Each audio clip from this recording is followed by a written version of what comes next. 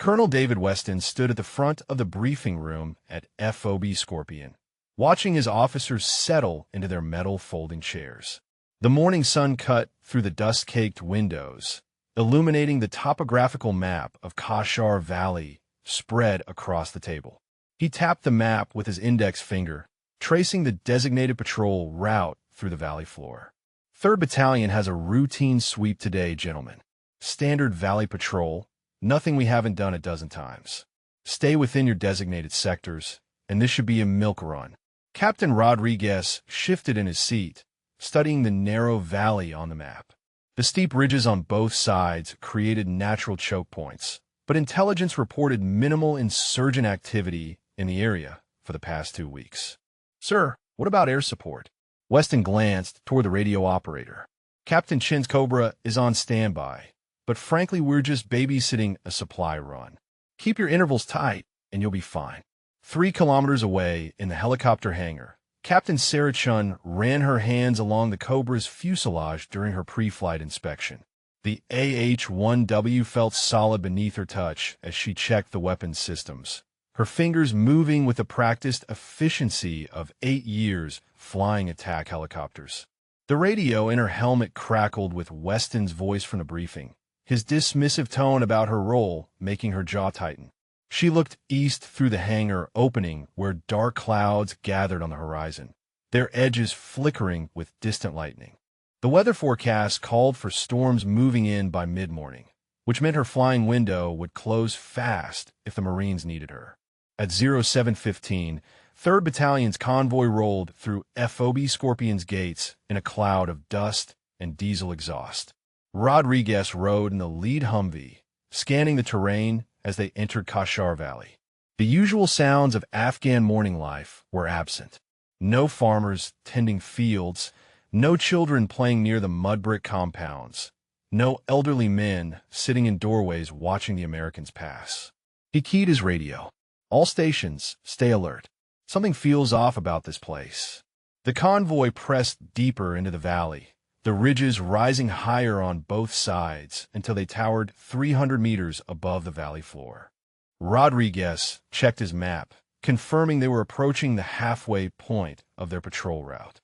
On the eastern ridge, Rashid watched through binoculars as the American vehicles moved into position. 60 of his fighters lay concealed among the rocks and scrub brush, their RPG launchers and machine guns trained on the kill zone below. He had spent 3 days positioning his forces, knowing the Americans followed predictable routes and predictable schedules. His hand moved to the radio transmitter, thumb hovering over the button that would unleash coordinated fire from 8 prepared positions. The Americans reached the center of the valley, exactly where Rashid needed them. He pressed the button. The first RPG struck the lead Humvee's engine block with a thunderous explosion that sent metal fragments spinning through the air. Rodriguez felt the shockwave slam into his vehicle as 2 more rockets hit the convoy's middle section. Machine gun fire erupted from both ridges simultaneously, the distinctive chatter of PKM guns mixing with the deeper boom of heavy weapons. Marines scrambled from their vehicles into a maelstrom of fire coming from elevated positions on all sides. Rodriguez rolled behind his Humvee's tire, pressing himself against the minimal cover as rounds sparked off the metal above his head. He yanked his radio handset free, shouting over the chaos. "Contact! We're in a kill box." Taking heavy fire from both ridges, multiple casualties.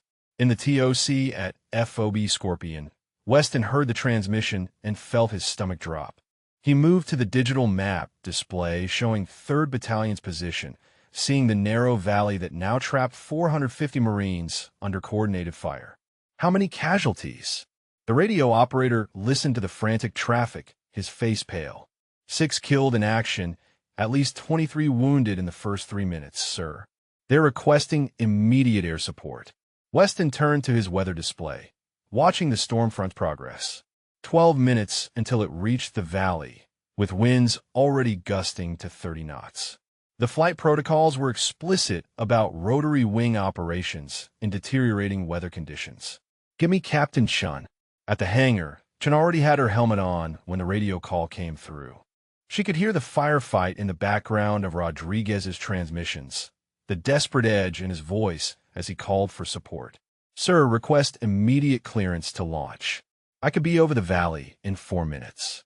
Weston stared at the weather data on his screen, the red warning indicators flashing. "Negative, Captain. Weather protocols prohibit rotary wing operations with a storm front this close. Stand by." Chen's hand tightened on the radio. "Sir, they're taking casualties. I have a window before the storm hits." "The protocols exist for a reason, Captain. We don't risk pilots on hope. Stand by for further orders." Chun switched to the emergency frequency, listening to Rodriguez's situation deteriorate in real time. Second platoon was being overrun, their artillery observer was dead, and mortar rounds were walking toward the center of the Marine formation. She counted 14 confirmed killed in action now, with the number climbing as insurgent fire intensified. "Where are you from? Does your state have a strong military community?"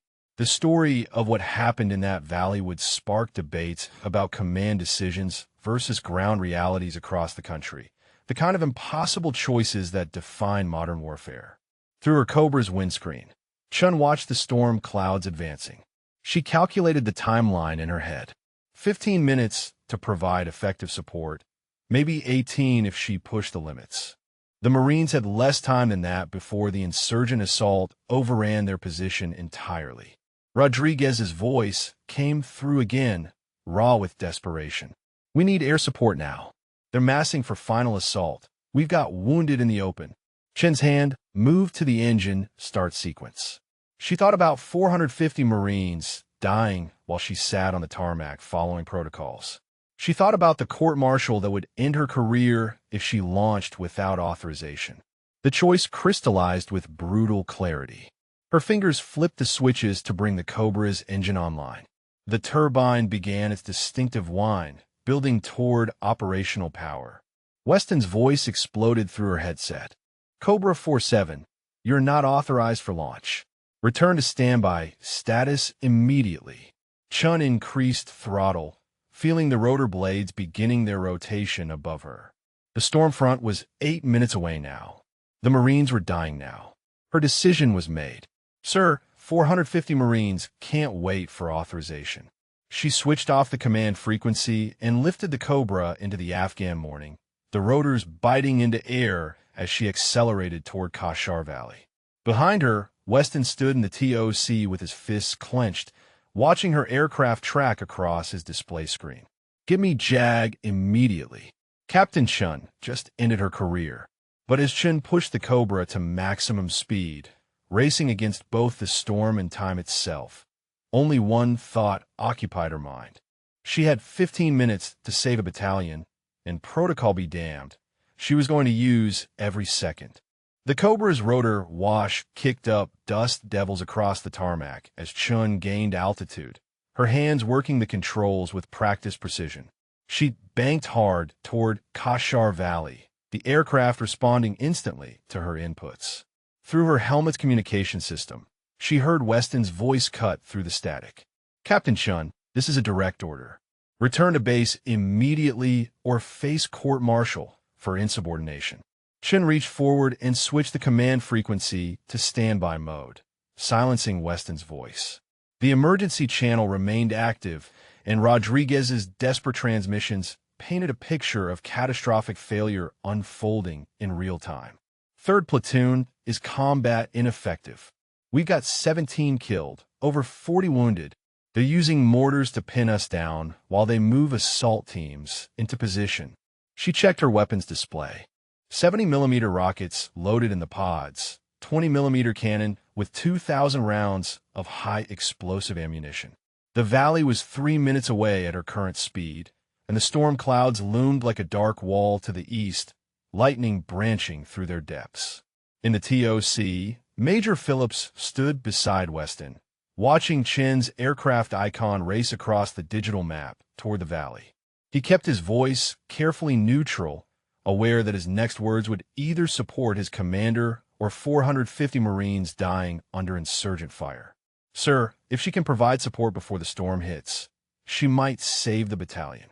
Weston turned to face his executive officer, his expression hardening.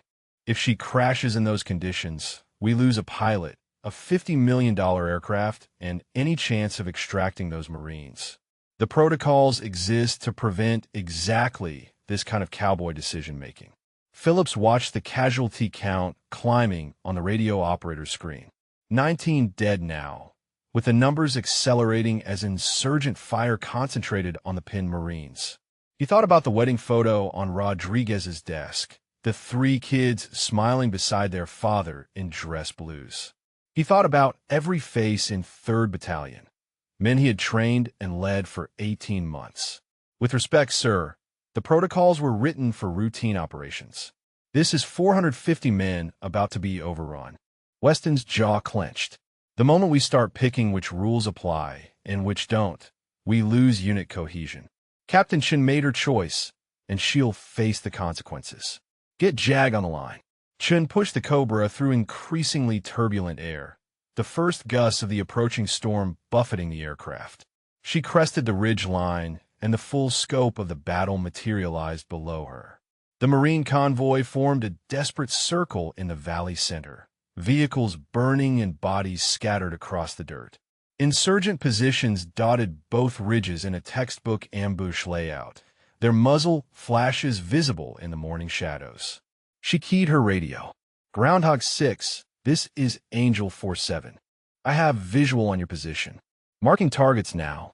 Rodriguez heard the transmission and felt something like hope cut through the resignation that had settled over him. He grabbed his radio with blood-stained hands, crouching behind the engine block of his shattered Humvee. Angel 47, we are danger close on all sides. Northern Ridge has their heaviest concentration. Estimate 3 machine gun positions and multiple RPG teams. Chun rolled the Cobra into her attack run, dropping altitude as she lined up on the northern ridge. The fire control system painted targeting solutions across her heads-up display, identifying 8 distinct enemy positions through thermal imaging. She selected the 3 machine gun nests clustered on the ridge's highest point, their overlapping fields of fire shredding the Marines below. Northern Ridge, 3 gun positions. Going hot. Her thumb pressed the cannon trigger, and the 20mm gun roared to life, the aircraft shuddering as it spat explosive rounds at 60 rounds per second. She walked the fire across the ridge, watching through the targeting camera as her rounds tore through the insurgent positions. The first machine gun nest disintegrated in a spray of rock and bodies. The second gun crew attempted to swing their weapon toward her, but the explosive rounds found them first. The third position managed 2 wild bursts toward her aircraft before her cannon fire silenced it permanently. Small arms fire pinged against the Cobra's armored underside, the distinctive crack of AK-47 rounds seeking vulnerable points. Chun broke right, gaining altitude to set up her next attack run. The insurgent fire that had been focused on the Marines now shifted toward her aircraft, tracers arcing up from multiple positions. On the valley floor, Rodriguez felt the pressure ease as insurgent fire decreased by half. He shouted orders to his platoon commanders, organizing his Marines to return effective fire now that the overwhelming barrage had slackened. They dragged wounded men toward a hasty casualty collection point behind the least damaged vehicles. Lieutenant Hayes, get your people advancing to that berm at 10 o'clock. Corporal Mitchell, I need suppressive fire on that eastern ridge. The Marines moved with renewed purpose, their training overcoming the shock of the ambush now that they had breathing room. Rodriguez counted bodies as his men regrouped. 19 killed in action confirmed, with another dozen wounded badly enough to be combat ineffective. But they were no longer dying helplessly, pinned down without options. Chen lined up her second attack run on the eastern ridge, where RPG teams threatened the Marine right flank. She armed 4 rockets, waiting for the targeting solution to lock. The aircraft bucked in the strengthening winds, the storm front now 6 minutes away based on the darkening sky and the rain smell in the air. Eastern ridge, RPG positions. 4 away. She triggered the rockets and felt them kick free from the pods, their motors igniting as they streaked toward the ridge. 4 orange fireballs erupted across the insurgent positions, the explosions sending bodies and weapons tumbling down the rocky slope. A secondary explosion suggested one of her rockets had found an ammunition cache, the blast much larger than the warhead alone would produce.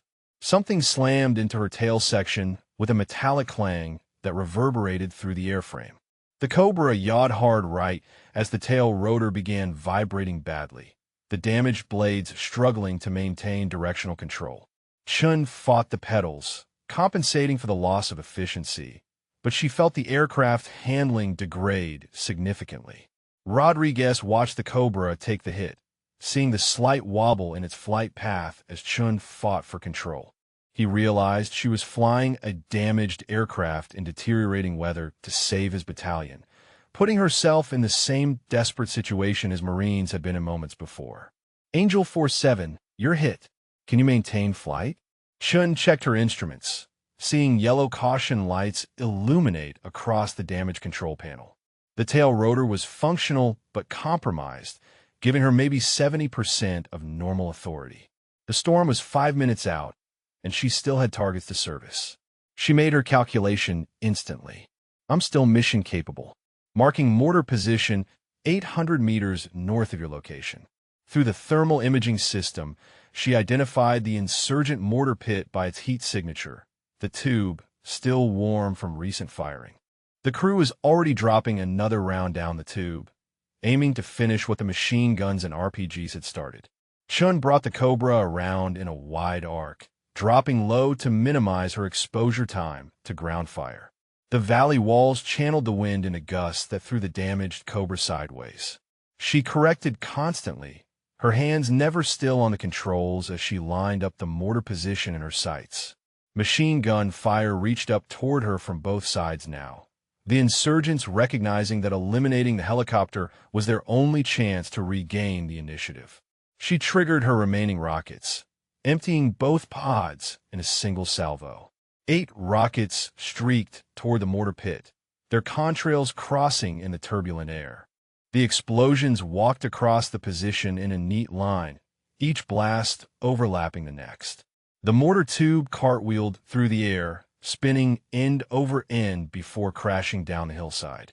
Secondary explosions rippled through the pit as stored ammunition cooked off, black smoke boiling into the storm-darkened sky. The first heavy drops of rain hit Chen's windscreen, fat droplets that exploded into spray. Visibility began dropping as the storm swept across the valley, the world turning gray with rain and wind. The Cobra shook harder, the damaged tail rotor protesting as she fought to maintain stable flight. Rodriguez saw the rain arrive, the downpour washing across the battlefield in sheets. The insurgent fire was faltering now, their coordinated assault broken by the helicopter's intervention. He counted at least 40 insurgent bodies visible on the ridges, with more hidden in the rocks. The survivors were beginning to withdraw, dragging their wounded with them as they melted back into the mountains. Chun made 3 more gun runs through the rain, expending her final 400 cannon rounds on the remaining machine gun nests and insurgent rally points. Each pass grew more dangerous as the weather closed in, visibility shrinking to a few hundred meters and the wind shear throwing her aircraft around like a toy. The Cobra's damaged tail rotor screamed in protest, the vibration traveling through the entire airframe. She checked her fuel state and weapon status. Dry on all armaments, with just enough fuel for the return flight if she left immediately. The Marines below were winning now, advancing to secure the ridges while the insurgents retreated in disorder. Her job was done, but her aircraft was barely holding together. Chun tried to gain altitude for the return to FOB Scorpion, but the tail rotor vibration worsened dramatically as she climbed. The caution lights turned red, and she felt the pedals go mushy under her feet as hydraulic pressure dropped. She realized with cold certainty that she was not making it back to base. She keyed the emergency frequency, broadcasting on all channels. Mayday, mayday, mayday. Cobra 47, tail rotor failure, making emergency landing. Weston's voice came back immediately, cutting through the static. "Captain Chun, you will report for court-martial upon return to base." Chun almost laughed at the absurdity of threatening a court-martial to a pilot fighting a failing aircraft in a storm. She scanned the terrain below, searching for anything flat enough to put down on. Through the rain, she spotted a small clearing 2 kilometers east of the valley, barely large enough for her aircraft, but the only option available. She began her auto-rotation descent, letting the Cobra fall in a controlled glide while the unpowered rotors maintained enough lift to slow her descent. The clearing rushed up toward her through the rain, rocks and scrub brush marking the uneven surface. She flared hard at the last moment, trading forward speed for lift, and the Cobra slammed into the ground with bone-jarring force. The landing gear crumpled on impact, dropping the aircraft onto its belly. Metal screamed as the fuselage scraped across rock, spinning slowly before grinding to a halt. Chun sat in the sudden silence, rain hammering on the canopy above her, and keyed her radio one final time. Cobra 47 is down, but intact. Pilot uninjured. Transmitting beacon coordinates now. Chun popped the canopy release, and rain poured into the cockpit, soaking her flight suit within seconds. She unstrapped from her seat and climbed out onto the crumpled fuselage, scanning the terrain through the downpour. The clearing sat in a shallow depression surrounded by low hills covered in scrub brush and rocks, offering minimal defensive advantage but at least some concealment from observation. She moved to the weapons bay and retrieved her M4 carbine along with 4 magazines of ammunition. Her survival radio went into a vest pocket, and she pulled her 9mm sidearm from its holster to verify a round in the chamber. The shrapnel wound on her left forearm bled steadily, a piece of metal from the RPG near miss having sliced through her flight suit. She wrapped it quickly with gauze from her emergency kit, applying pressure until the bleeding slowed to a seep. The emergency beacon transmitted automatically from the downed Cobra, its signal cutting through the storm interference to reach every friendly receiver in theater. Chun established a defensive position behind the aircraft's bulk, using the fuselage for cover while she watched the surrounding hills for movement.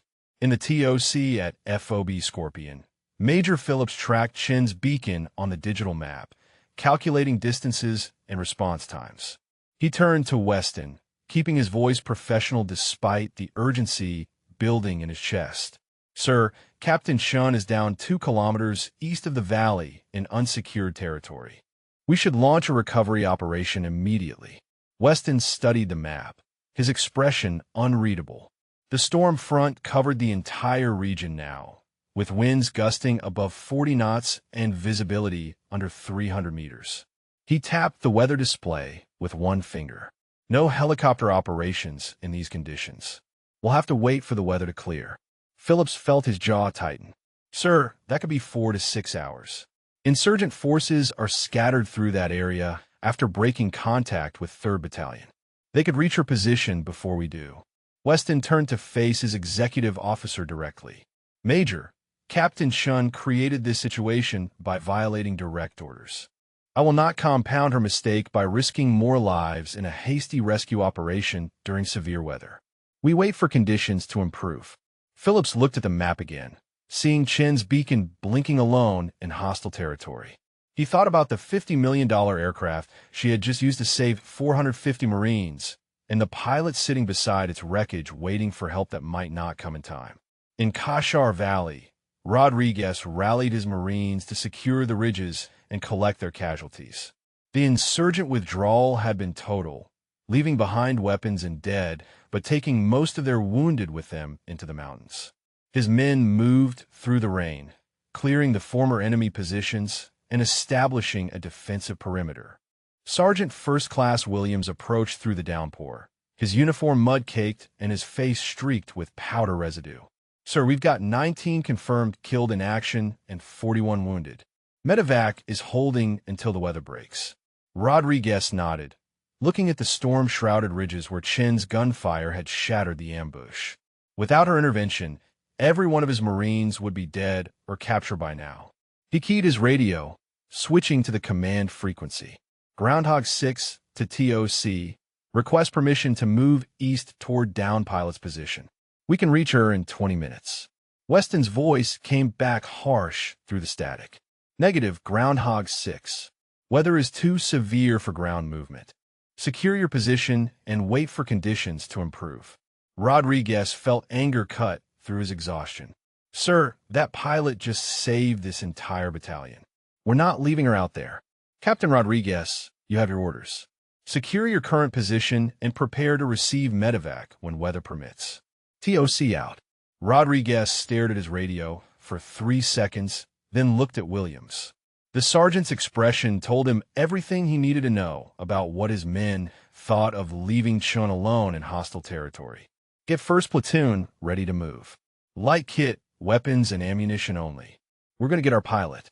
Williams grinned through the rain and dirt. Yes, sir. I'll have the men ready in 5 minutes. At Chen's position, the storm showed no signs of weakening. She had settled into a comfortable firing stance behind the Cobra's tail section, watching 3 different approach routes from the surrounding hills. The rain actually worked in her favor, reducing visibility enough that she would see anyone approaching before they could effectively engage her at distance. Her survival radio crackled to life with Rodriguez's voice. Angel 47, this is Groundhog 6. We're moving to your position with 40 Marines. ETA, 20 minutes. Hang tight. Chun felt relief wash through her, quickly followed by concern.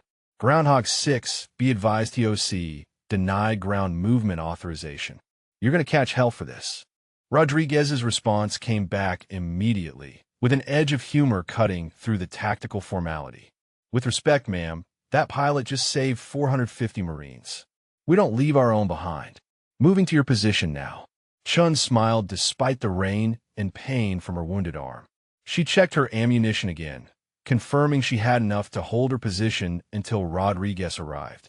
The Marines were coming for her, orders be damned, and something about that felt more right than any regulation or protocol she had ever followed.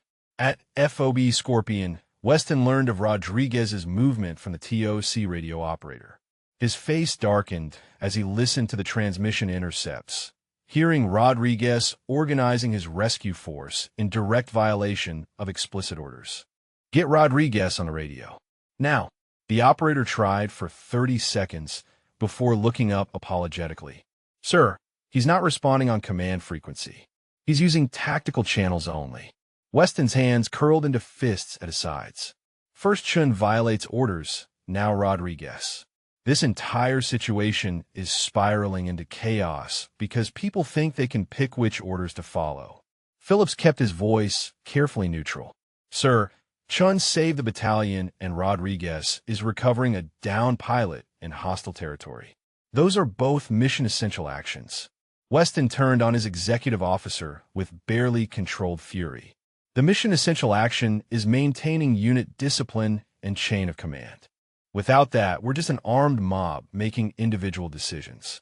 Captain Chun will face court-martial, and Captain Rodriguez will answer for his insubordination. Phillips said nothing, but his silence spoke volumes. He watched Rodriguez's Marines moving toward Chen's position on the digital map. 40 men crossing hostile terrain in terrible weather to recover the pilot who had saved their lives. Whatever Weston believed about regulations and discipline, Phillips knew which side of this he stood on.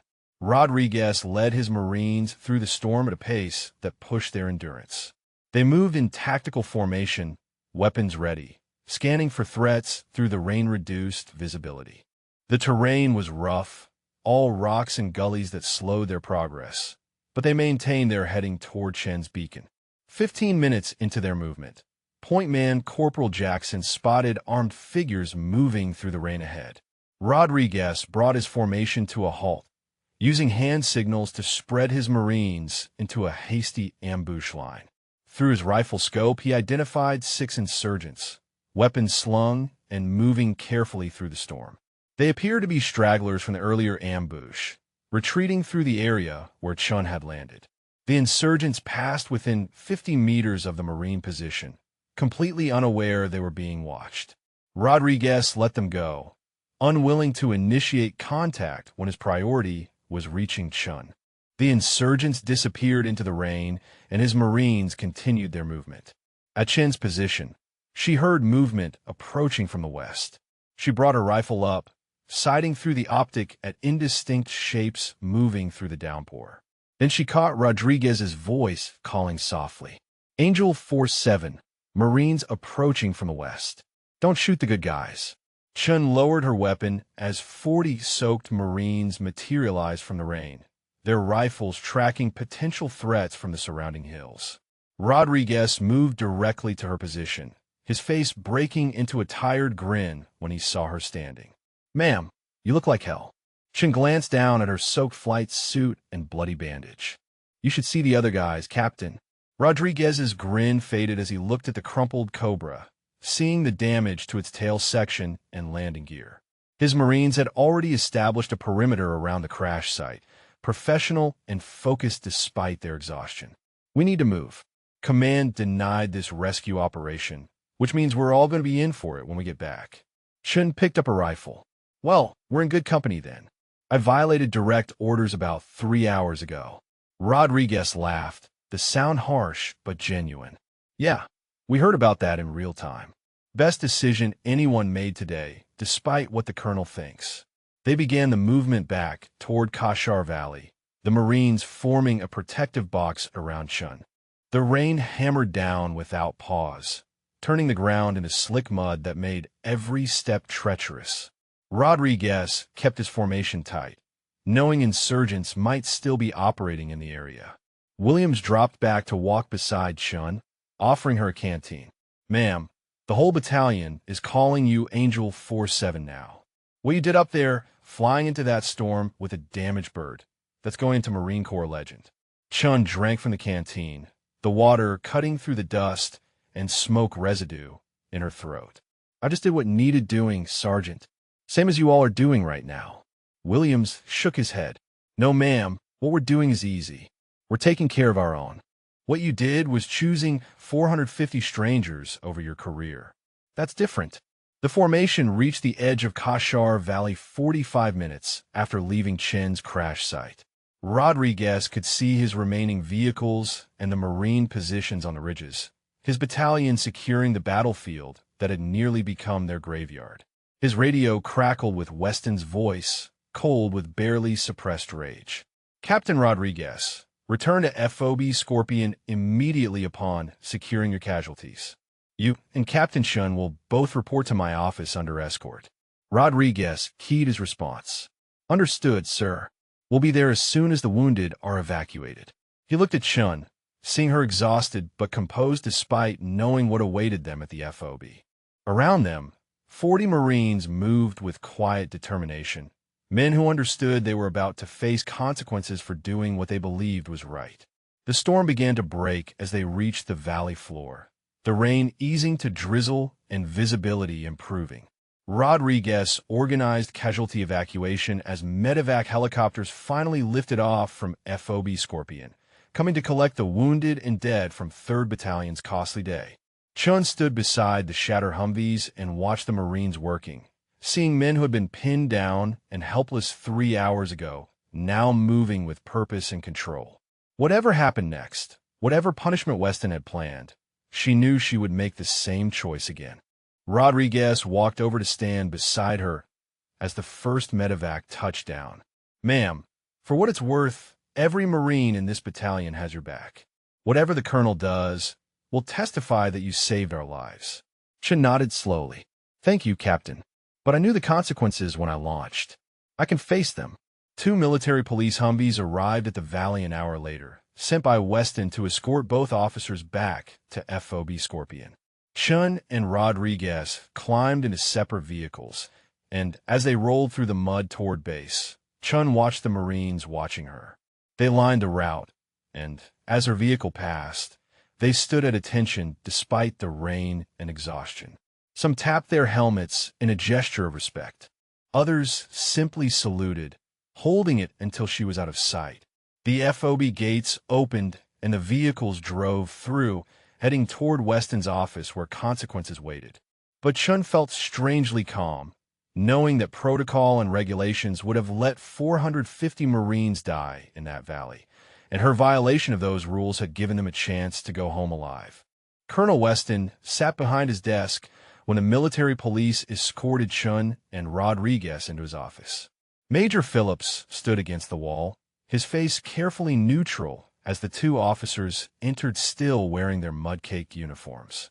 Weston let the silence stretch for 10 seconds before speaking.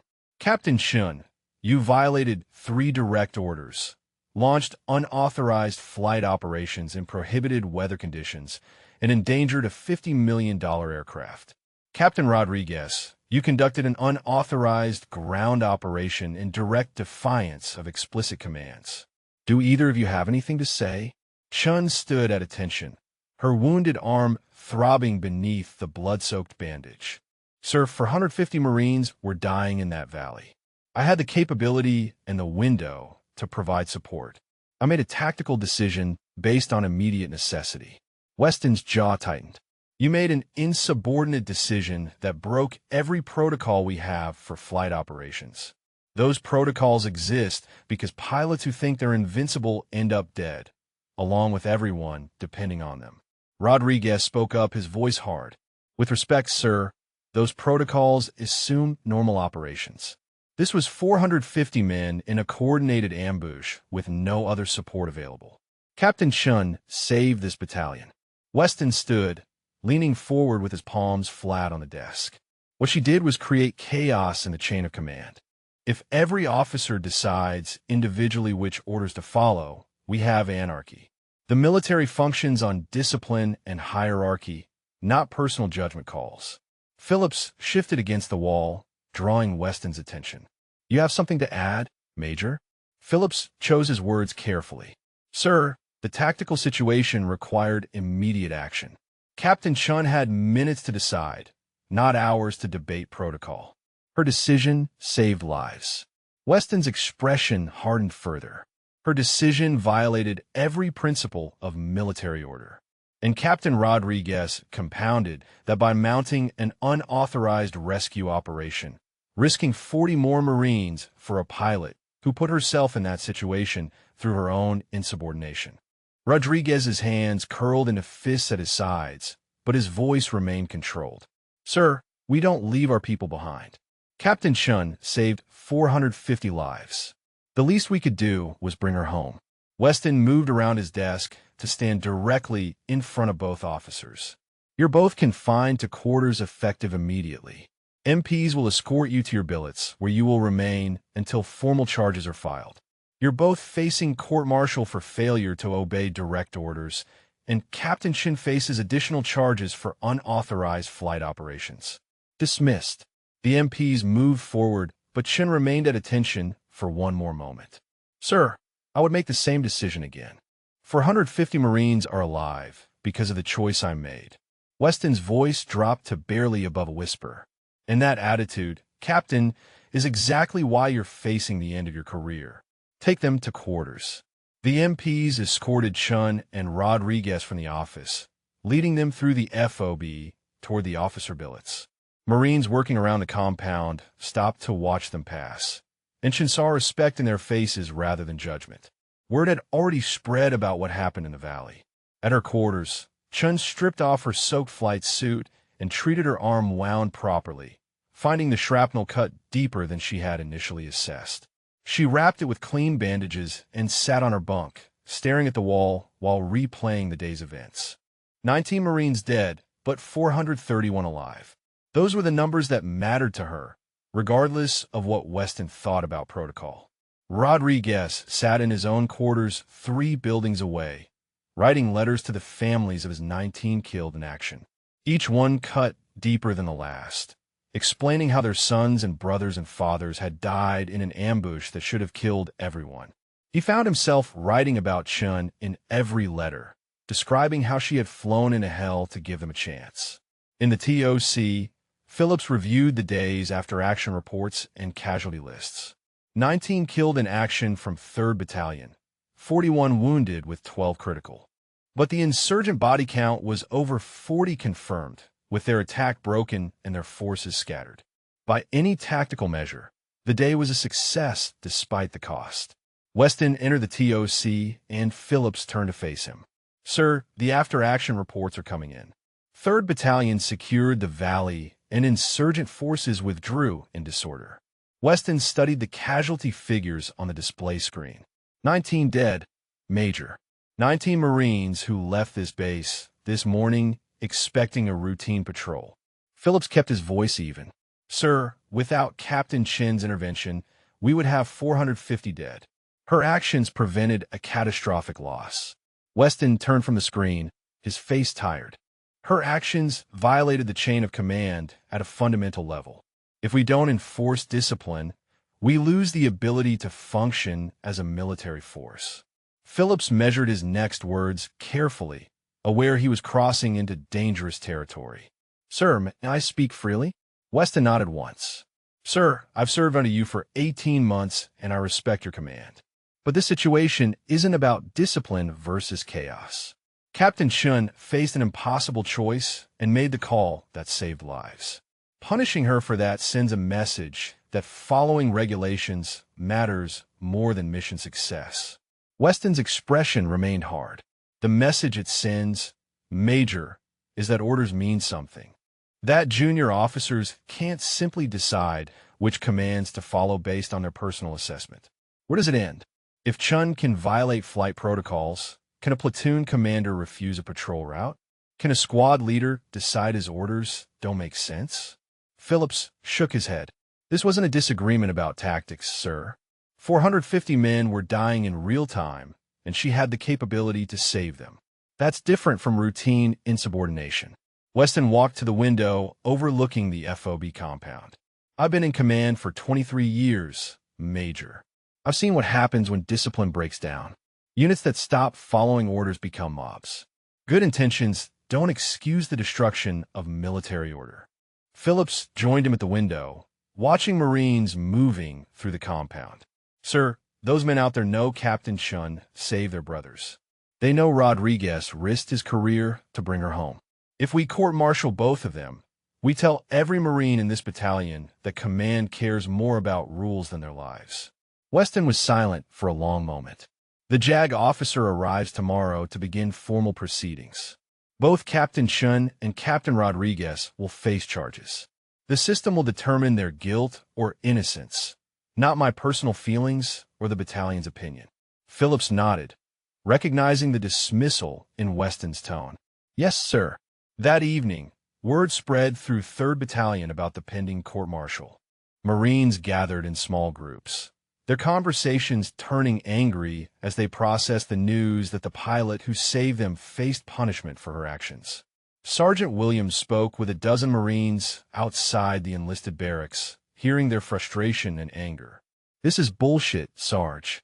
Angel saved all our lives, and now they're going to crucify her for it?" Williams understood their anger because he shared it. "Battalion lost 19 today, but without her we'd all be dead. Command needs to recognize that." Another Marine spoke up, his voice bitter. "Colonel's more worried about his precious protocols than the fact we're alive to complain about them." Williams held up a hand. "Watch your mouth about the Colonel. But I'll tell you this, every one of us who was in that valley knows what Captain Chin did. If they court-martial her, we'll testify. We'll tell them exactly what happened and let them make their judgment." The Marines nodded, some of them already composing statements in their heads about the helicopter that appeared through the storm when they had given up hope. In her quarters, Chun lay on her bunk and thought about her career. 8 years flying attack helicopters, 3 combat deployments, hundreds of hours supporting Marines in contact. All of it about to end because she chose saving lives over following protocol. She found she had no regrets about the choice itself, only sadness that the system she served viewed her decision as a betrayal rather than necessity. Her door opened quietly, and Phillips stepped inside, checking the corridor before closing it behind him. "Captain Chun, this conversation never happened. Understood?" Chun sat up. "Yes, sir." Phillips sat in the room's single chair, his shoulders heavy with exhaustion. "I want you to know that what you did today was extraordinary. You saved 450 Marines at terrible risk to yourself. That matters, regardless of what happens in the court-martial. Chen nodded slowly. Thank you, sir. But I understand why the colonel is angry. I did violate direct orders. Phillips leaned forward. Captain, I've been in the major's position for long enough to see situations from multiple angles. Colonel Weston believes deeply in the chain of command and military discipline. He's not wrong about its importance, but he's also not seeing what everyone else in this battalion sees clearly. What's that, sir? Phillips met her eyes directly. That sometimes the right decision and the lawful decision aren't the same thing.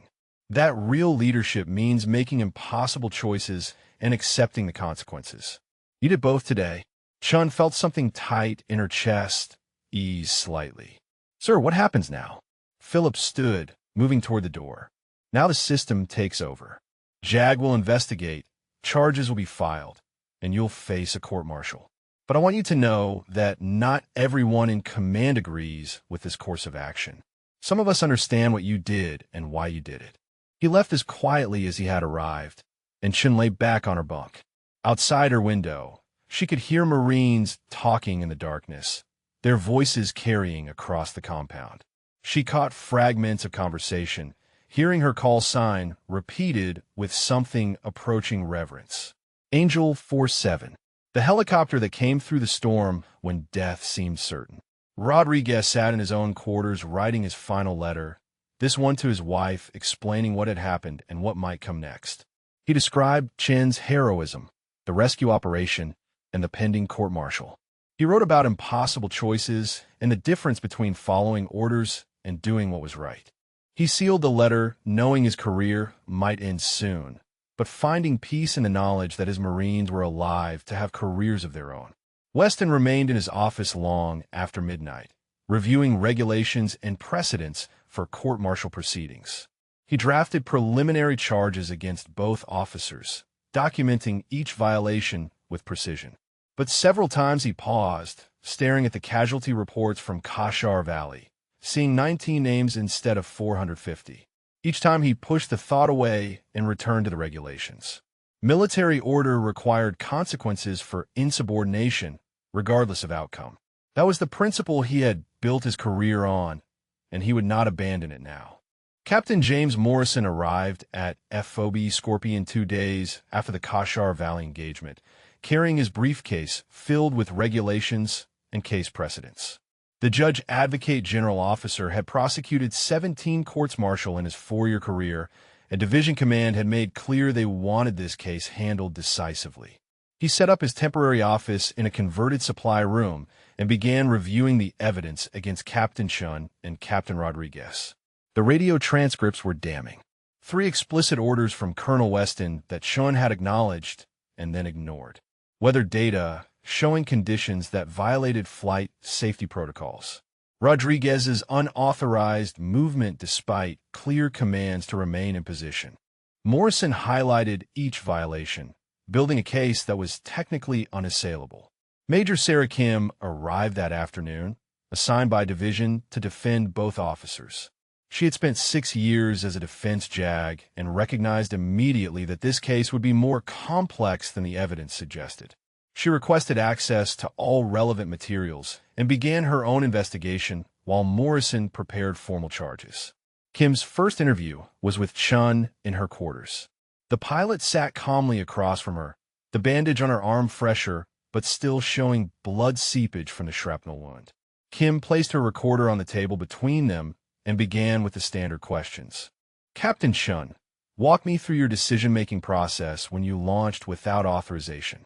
Chin's voice remained steady as she described monitoring the emergency frequency, hearing the casualty count climbing, calculating her window before the storm closed in.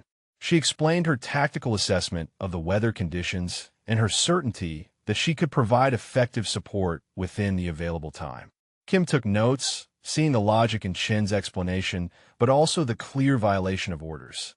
Did you consider the consequences of disobeying Colonel Weston's commands? Chin nodded. I understood that launching would likely end my career, but 450 Marines were dying while we debated protocols. I made the choice that saved the most lives. Kim studied the pilot across from her, seeing no regret in her expression despite facing court-martial.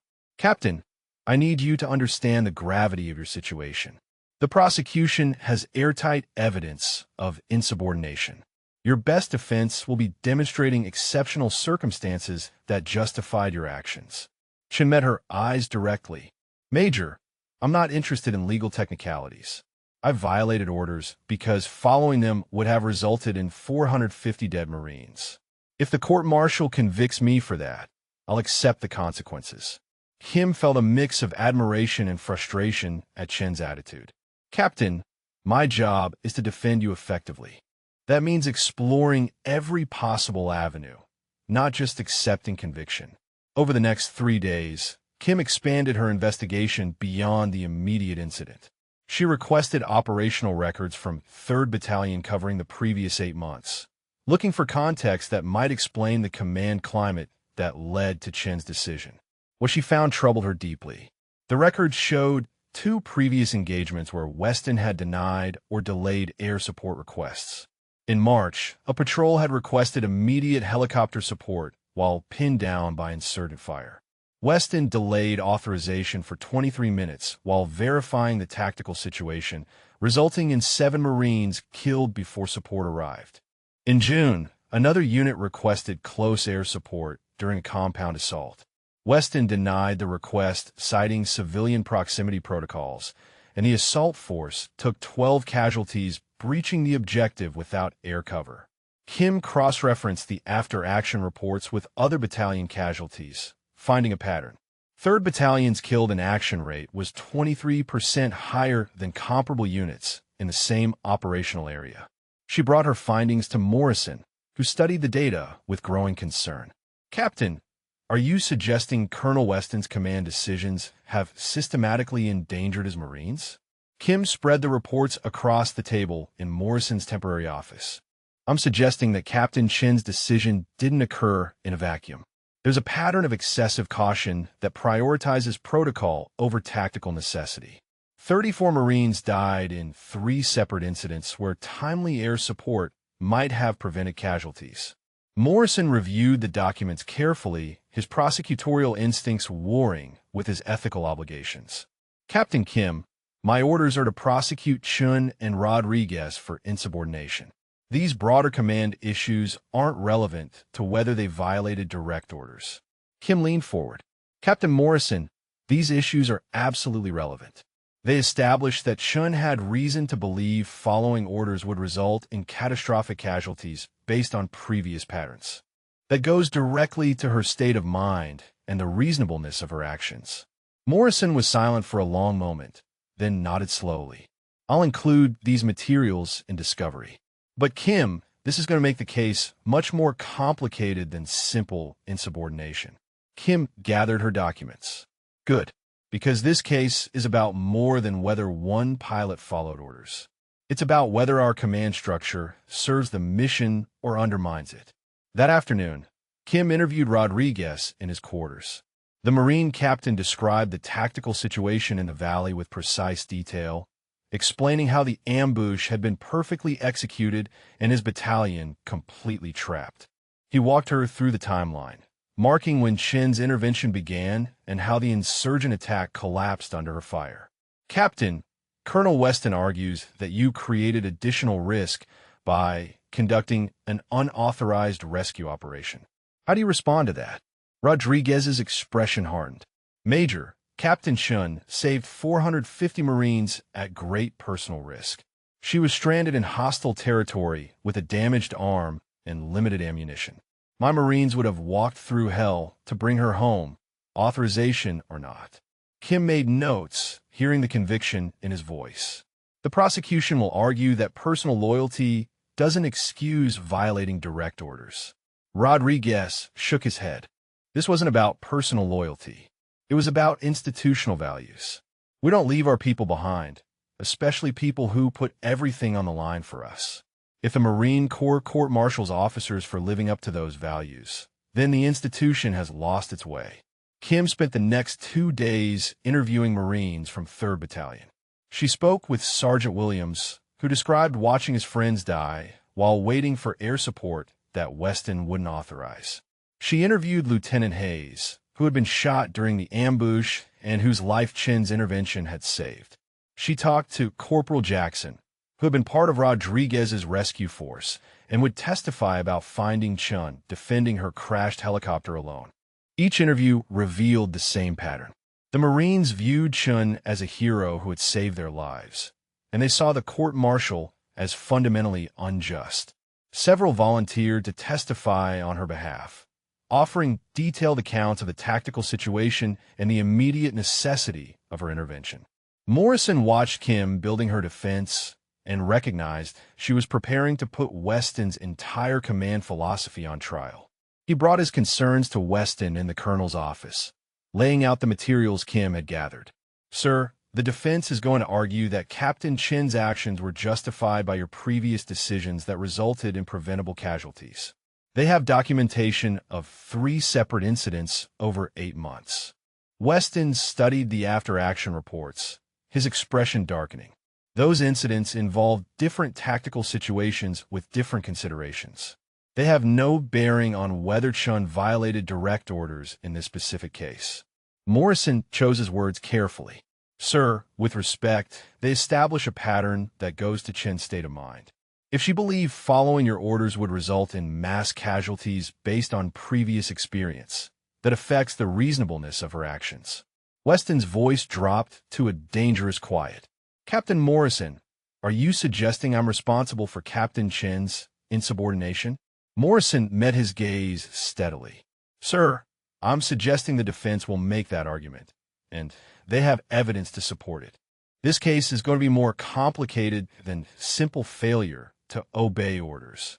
Weston stood and walked to his window, looking out the FOB compound where Marines worked in the afternoon heat. "I have commanded combat forces for 23 years. Every decision I make is designed to protect my Marines while accomplishing the mission. If the defense wants to second-guess my command judgment, they'll have that opportunity in court." Morrison gathered his materials. "Sir, I'll proceed with the prosecution as ordered. But you should be prepared for the defense to challenge not just Chen's actions, but the command climate that led to them." After Morrison left, Weston remained at the window, thinking about the 3 incidents Kim had documented. He remembered each decision clearly. The march delay while he verified the tactical picture before authorizing support. The June denial because civilian structures were too close to the target. Each choice had been made according to protocol, designed to prevent larger disasters. That 7 and 12 Marines had died as a result was tragic, but not evidence of command failure. Phillips entered the office and found Weston still standing at the window. "Sir, the battalion is requesting permission to attend the court-martial proceedings. Over 200 Marines want to be present." Weston turned from the window. "Denied. This is a legal proceeding, not a popularity contest. We'll allow the standard observer capacity only." Phillips nodded but didn't leave. "Sir, may I ask a question?" Weston gestured for him to continue. "Sir, do you believe Captain Chen made the wrong decision in launching to support 3rd Battalion?" Weston was silent for several seconds before responding. "Major, I believe Captain Chen violated direct orders and flight safety protocols. Whether her decision ultimately saved lives doesn't change the fact that she ignored the chain of command. Military effectiveness depends on subordinates following orders even when they disagree with them." Phillips met his commander's eyes. "And if she had followed orders, sir, what would have happened to those 450 Marines?" Weston's jaw tightened. "That's speculation, Major. We'll never know what would have happened because Chen decided to substitute her judgment for mine." Phillips thought about the casualty reports, the 19 dead versus the potential 450. He thought about the Marines who wanted to attend the court-martial to support the pilot who had saved them. "Sir, permission to speak freely?" "Granted." "Sir, I've served with you for 18 months and I respect your commitment to discipline and order. But this battalion sees something different in this situation. They see a pilot who risked everything to save them, and a command structure that's punishing her for it. That perception matters, regardless of the legal technicalities." Weston returned to his desk, his expression tired. "Major, perception doesn't change the fundamental principle at stake here. If we excuse insubordination when it produces favorable outcomes, we destroy the foundation of military discipline. The court-martial will proceed, and the system will render its judgment. Dismissed. Phillips left the office, recognizing that Weston had committed fully to his position. The court-martial would not be simply about whether Chen violated orders. It would be about whether the system valued discipline over lives, protocol over tactical judgment, and institutional order over individual heroism. The outcome would resonate far beyond two officers facing charges. The court-martial convened 14 days after the Kashar Valley engagement in a makeshift courtroom constructed from FOB Scorpion's largest briefing room. 5 officers sat behind the panel table, their ranks ranging from major to colonel, representing a cross-section of combat arms and support specialties. Colonel Robert Matthews presided as panel president, a veteran of 3 combat deployments with a reputation for fairness and attention to detail. Chun and Rodriguez sat at the defense table with Major Kim between them, both officers wearing their dress uniforms with their ribbons and badges precisely aligned. Across the aisle, Captain Morrison organized his materials with methodical precision. The room held 40 observers, the maximum capacity Weston had authorized, though over 200 Marines had requested attendance. Sergeant Williams sat in the front row, his presence representing the enlisted perspective on what had happened in that valley. Matthews called the proceedings to order, and Morrison stood to present the charges. The courtroom fell silent, except for the air conditioning units laboring against the Afghan heat outside. The accused, Captain Sarah Chun, is charged with 3 specifications of failure to obey a lawful order, unauthorized flight operations in violation of established safety protocols, and willful disobedience of a superior commission officer. Captain Michael Rodriguez is charged with 2 specifications of failure to obey a lawful order and conducting unauthorized operations in hostile territory. The prosecution will demonstrate that both officers knowingly and deliberately violated explicit commands from their superior officer, Colonel David Weston, resulting in breaches of military discipline fundamental to unit effectiveness. Morrison presented his evidence efficiently, introducing radio transcripts that captured each order Weston had given and each acknowledgement the accused had made before proceeding to violate those commands. He displayed weather data showing conditions that exceeded flight safety parameters. He submitted operational logs documenting Rodriguez's unauthorized movement with 40 Marines in unsecured territory. The evidence was precise, damning, and technically unassailable. Chun watched Morrison build his case and felt a strange detachment, as though she were observing someone else's trial rather than her own. The facts were accurate. She had violated orders. The law was clear about the consequences. Yet knowing what she knew about those 450 Marines, she felt no regret about her choices. Morrison called Colonel Weston as his first witness. The battalion commander took the stand with military bearing, his uniform immaculate and his posture rigid. Morrison walked him through the events of that morning, establishing the chain of command and the explicit nature of the orders Chun and Rodriguez had violated. Colonel Weston, when you denied Captain Chen's request to launch, what was your reasoning? Weston's voice carried the weight of 23 years of command experience.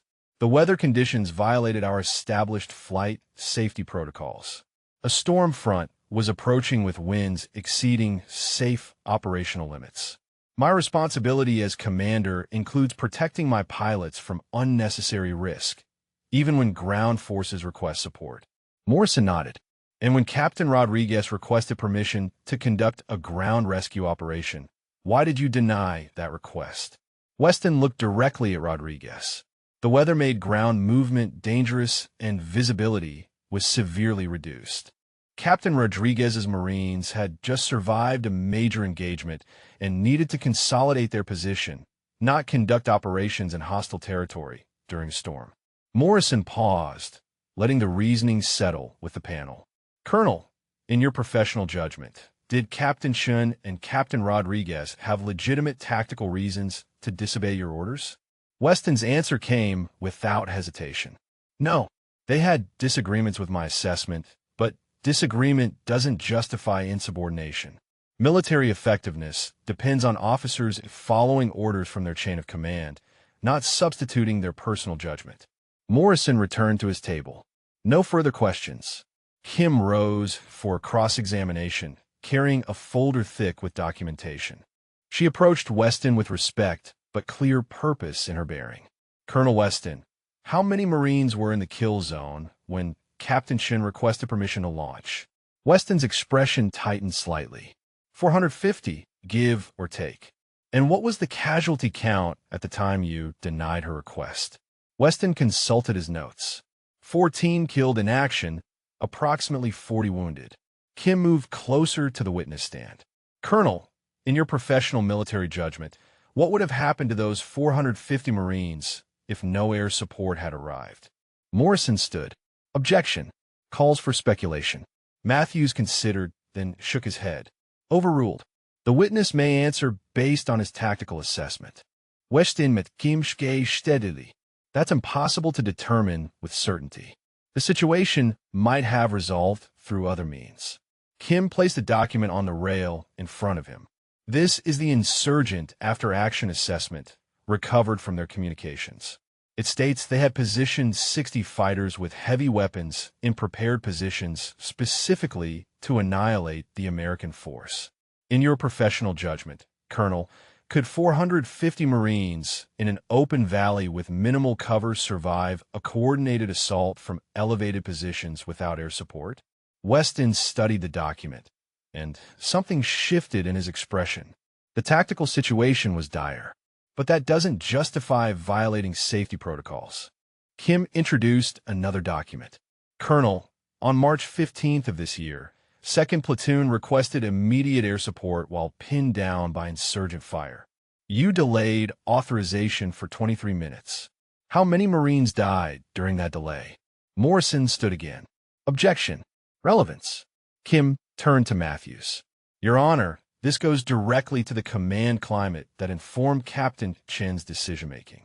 If there was a pattern of delayed or denied support resulting in casualties, that context is essential to understanding her actions. Matthews nodded slowly. I'll allow it. Witness will answer. Weston's voice remained controlled, but tension showed in his shoulders. 7 Marines were killed in that engagement. But each situation requires careful assessment of risk versus necessity. Kim presented the next document. And on June 22nd, you denied close air support to a unit assaulting a compound, citing civilian proximity concerns. How many casualties did that unit sustain? Weston's jaw tightened. 12 wounded. But civilian casualties would have been unacceptable. Kim walked to her table and picked up a statistical summary. Colonel, over the 8 months preceding the Kashgar Valley engagement, 3rd Battalion's killed in action rate was 23% higher than comparable units operating in the same area. Can you explain that disparity? Morrison stood. Objection. This is beyond the scope of these specific charges. Kim faced the panel directly. Your Honor, the defense contends that Captain Chin's decision was informed by a pattern of command decisions that prioritized protocol over tactical necessity, resulting in preventable casualties. This statistical evidence is fundamental to understanding whether her actions were reasonable under the circumstances. Matthews consulted with the other panel members briefly. Overruled. The witness will answer. Weston took a long breath. Combat operations involve inherent risk. My command decisions prioritize sustainable operations and force protection. If my approach results in marginally higher casualties in exchange for preventing catastrophic losses, that's a trade-off I accept. Kim, let the answer hang in the courtroom. Colonel, in the Kashgar Valley engagement, how many casualties occurred after Captain Chin's unauthorized intervention? Weston consulted his notes. No additional killed in action after her arrival. 3 more wounded. And the insurgent attack collapsed shortly after her intervention began? Weston nodded once. Yes. Kim returned to her table. No further questions. Matthews called a brief recess, and the courtroom emptied into the corridor. Williams approached Chun and Rodriguez, his expression intense. Ma'am, sir, every Marine in this battalion knows what you did. We're behind you completely. Chun managed a slight smile. Thank you, Sergeant. But the law is pretty clear about insubordination. Williams shook his head. The law doesn't know what it was like in that valley, ma'am. We do. When proceedings resumed, Kim called Captain Rodriguez to the stand. He described the ambush in vivid detail, explaining how the insurgent positions had created a perfect kill zone with interlocking fields of fire. He walked through the timeline, marking when casualties mounted and when hope began to fade. Captain Rodriguez, when you heard Captain Chin's helicopter approaching, what did you think? Rodriguez's voice was steady, but emotional weight showed through. I thought we might actually survive. Up to that point, I was preparing to die, fighting, trying to take as many of them with us as possible. Kim nodded. And when Colonel Weston denied your request to conduct a rescue operation for Captain Chin, what went through your mind? Rodriguez looked directly at Weston. Sir, I understood your concerns about the weather and the risk. But Captain Chun had just saved 450 Marines at great personal cost. Leaving her alone in hostile territory was unthinkable to me and every Marine under my command. Kim pressed forward. So you knowingly violated direct orders to mount that rescue? Rodriguez met her eyes. Yes, ma'am, I did, and I'd do it again without hesitation. Morrison's cross-examination focused on the violation itself, confirming that Rodriguez had clearly understood Weston's orders and had chosen to disobey them. Rodriguez acknowledged every point, never attempting to minimize his actions. Kim called Chief Warrant Officer Davis next, the senior Cobra pilot who had reviewed the weather data. Davis testified that while conditions were challenging, they remained within the capability envelope of an experienced pilot for the time window Chun had utilized. He described similar missions he had flown in worse conditions when tactical necessity demanded it. Morrison challenged Davis on the protocols, getting him to admit that regulations explicitly prohibited such operations during approaching storms. Davis countered that combat operations regularly required accepting calculated risks that peacetime protocols wouldn't permit. As the day's testimony concluded, Matthews adjourned until the following morning. Chun and Rodriguez returned to their quarters under escort, but the mood had shifted subtly. The prosecution's case remained technically solid, but Kim had introduced questions about whether strict adherence to protocol served the mission or undermined it. Williams gathered with other Marines outside the courtroom, their conversations intense. They had heard Weston admit that 7 and 12 Marines had died in previous incidents where he delayed or denied support. They had heard him acknowledge that the Kashar Valley attack would likely have annihilated 3rd Battalion without Chin's intervention. They had watched him defend, prioritizing protocols over lives, and their anger at the court-martial crystallized into something harder and more focused. In his office, Weston reviewed the day's testimony with Morrison. The prosecutor's expression showed concern. Sir, the defense is building a narrative that your command decisions have systematically endangered Marines. If the panel accepts that framework, they might view Chin's actions as justified despite the clear violations. Weston's voice was tired. The law is clear, Captain. Insubordination is insubordination regardless of outcome. The panel must recognize that. Morrison gathered his materials. Sir, the law is clear, but military justice also considers context and necessity. This panel is weighing whether discipline matters more than lives. That's not the simple legal question we started with. After Morrison left, Weston sat alone in his office, thinking about 7 Marines in March and 12 in June and 19 in Kashar Valley. He thought about protocols designed to prevent disasters and wondered if preventing small disasters had created conditions for a catastrophic one. But he pushed the thoughts away, returning to the fundamental principle. Military order required discipline, and discipline meant following orders even when you disagreed with them. That principle couldn't bend, or everything collapsed. The second day of court-martial proceedings began with Kim calling Sergeant Williams to the stand. The experienced NCO moved with the confidence of 15 years in the Marine Corps, his uniform displaying the ribbons of multiple combat deployments. He described the Kashar Valley ambush from a ground perspective, his testimony raw and visceral in ways the officers' accounts had not been. Sergeant Williams, At what point did you believe 3rd Battalion would be completely overrun? Williams looked at the panel members directly. Ma'am, about 12 minutes into the engagement.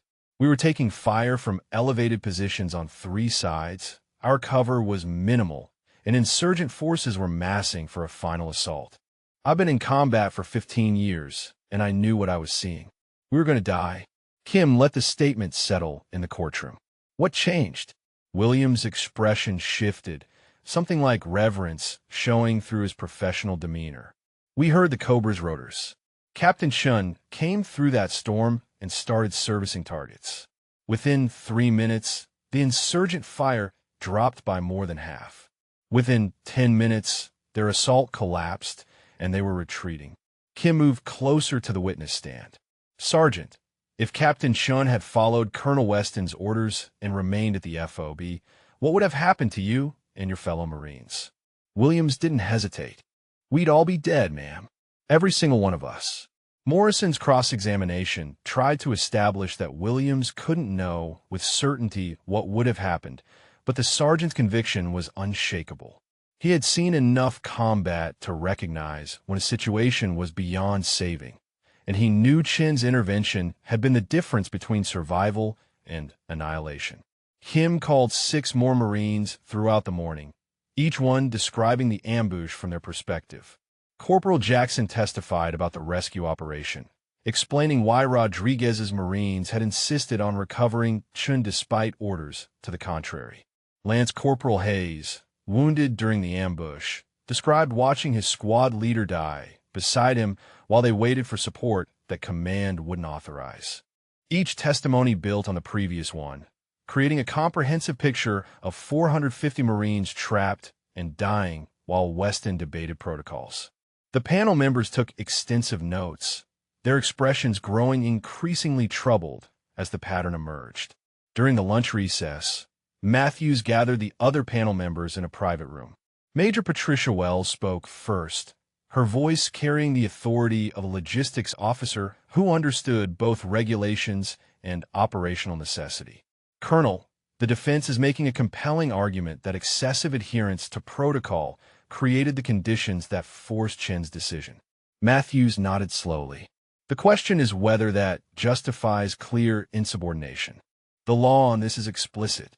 Lieutenant Colonel James Parker, an infantry officer with extensive combat experience, leaned forward. The law is explicit about peacetime operations. But we're in a combat zone where tactical judgment sometimes requires accepting risks that regulations prohibit. If we convict Chun for exercising that judgment successfully, what message does that send to every combat leader? Colonel Sandra Mitchell, the panel's senior member, studied her notes. The prosecution's case on the violations is solid, but the defense has established context that makes those violations appear reasonable rather than reckless. I'm troubled by the pattern of previous casualties resulting from delayed support. Matthews recognized the division forming within his panel. They would need to weigh competing principles: military discipline versus tactical necessity, protocol adherence versus mission success, institutional order versus individual judgment. The afternoon testimony would likely deepen that division rather than resolve it. When proceedings resumed, Kim called Chun to the stand. The pilot moved with calm professionalism, taking her oath and settling into the witness chair with composed bearing. Kim began with straightforward questions about Chin's training and experience, establishing her qualifications and 8 years of combat flight operations. Captain Chun, walk us through your decision-making process when you requested permission to launch. Chin's voice was clear and measured. I monitored the emergency frequency and heard Captain Rodriguez's situation reports. 14 Marines were already dead, casualties were mounting rapidly, and the battalion was pinned down in an ambush with no escape routes. I assessed the weather conditions and determined I had a 15 to 18-minute window before the storm made flight impossible. I requested authorization to launch immediately, and when Colonel Weston denied that request, I met Kim's eyes. I understood his concerns about the weather and flight safety, but I also understood that 450 Marines were dying in real time. I had the capability to provide effective support within the available weather window. I made a tactical decision that following orders would result in catastrophic casualties, while violating them gave those Marines a chance to survive. Kim moved to her critical question. Captain, did you know you were ending your career when you launched without authorization? She nodded once. Yes, ma'am. I understood I would face court-martial and likely dismissal from service. But preserving my career at the cost of 450 lives was not an acceptable choice. Morrison's cross-examination was precise and methodical. He got Chun to acknowledge each order she had received, each protocol she had violated, and each regulation she had knowingly breached. Chun confirmed every point without attempting to minimize her actions. Captain Chun, do you believe you have the right to decide which orders to follow based on your personal assessment of the tactical situation? Chun considered the question carefully. Sir, I believe combat leaders at all levels must make tactical decisions based on immediate circumstances. When those decisions conflict with standing orders, they must accept the consequences. I've violated direct orders, and I'm prepared to face whatever judgment this panel renders. But I would make the same choice again. Morrison pressed harder. Captain, doesn't that attitude undermine the entire concept of military discipline? If every junior officer decides individually which orders make sense, we have chaos rather than an effective fighting force. Chen's voice remained steady. Sir, I'm not arguing that insubordination should be routine or acceptable. I'm stating that in this specific circumstance, following orders would have resulted in 450 deaths. I chose to save those lives and accept the professional consequences. Morrison returned to his table, recognizing that Chen's composure and conviction were making his case more difficult rather than easier. She wasn't claiming innocence or making excuses. She was acknowledging guilt while arguing the violation was justified by necessity. Kim called Major Phillips as her final witness. Weston's executive officer took the stand with visible tension, aware that his testimony would either support his commander or undermine him. Kim established Phillips' 18 months serving under Weston, then moved to the critical questions. Major Phillips, you were present in the TOC when Captain Chun requested authorization to launch. What was Colonel Weston's reasoning for denying that request? Phillips chose his words with care. The colonel cited weather protocols and flight safety concerns. He believed the approaching storm made helicopter operations too dangerous. And what was your assessment of the tactical situation at that time? Phillips met Weston's gaze across the courtroom.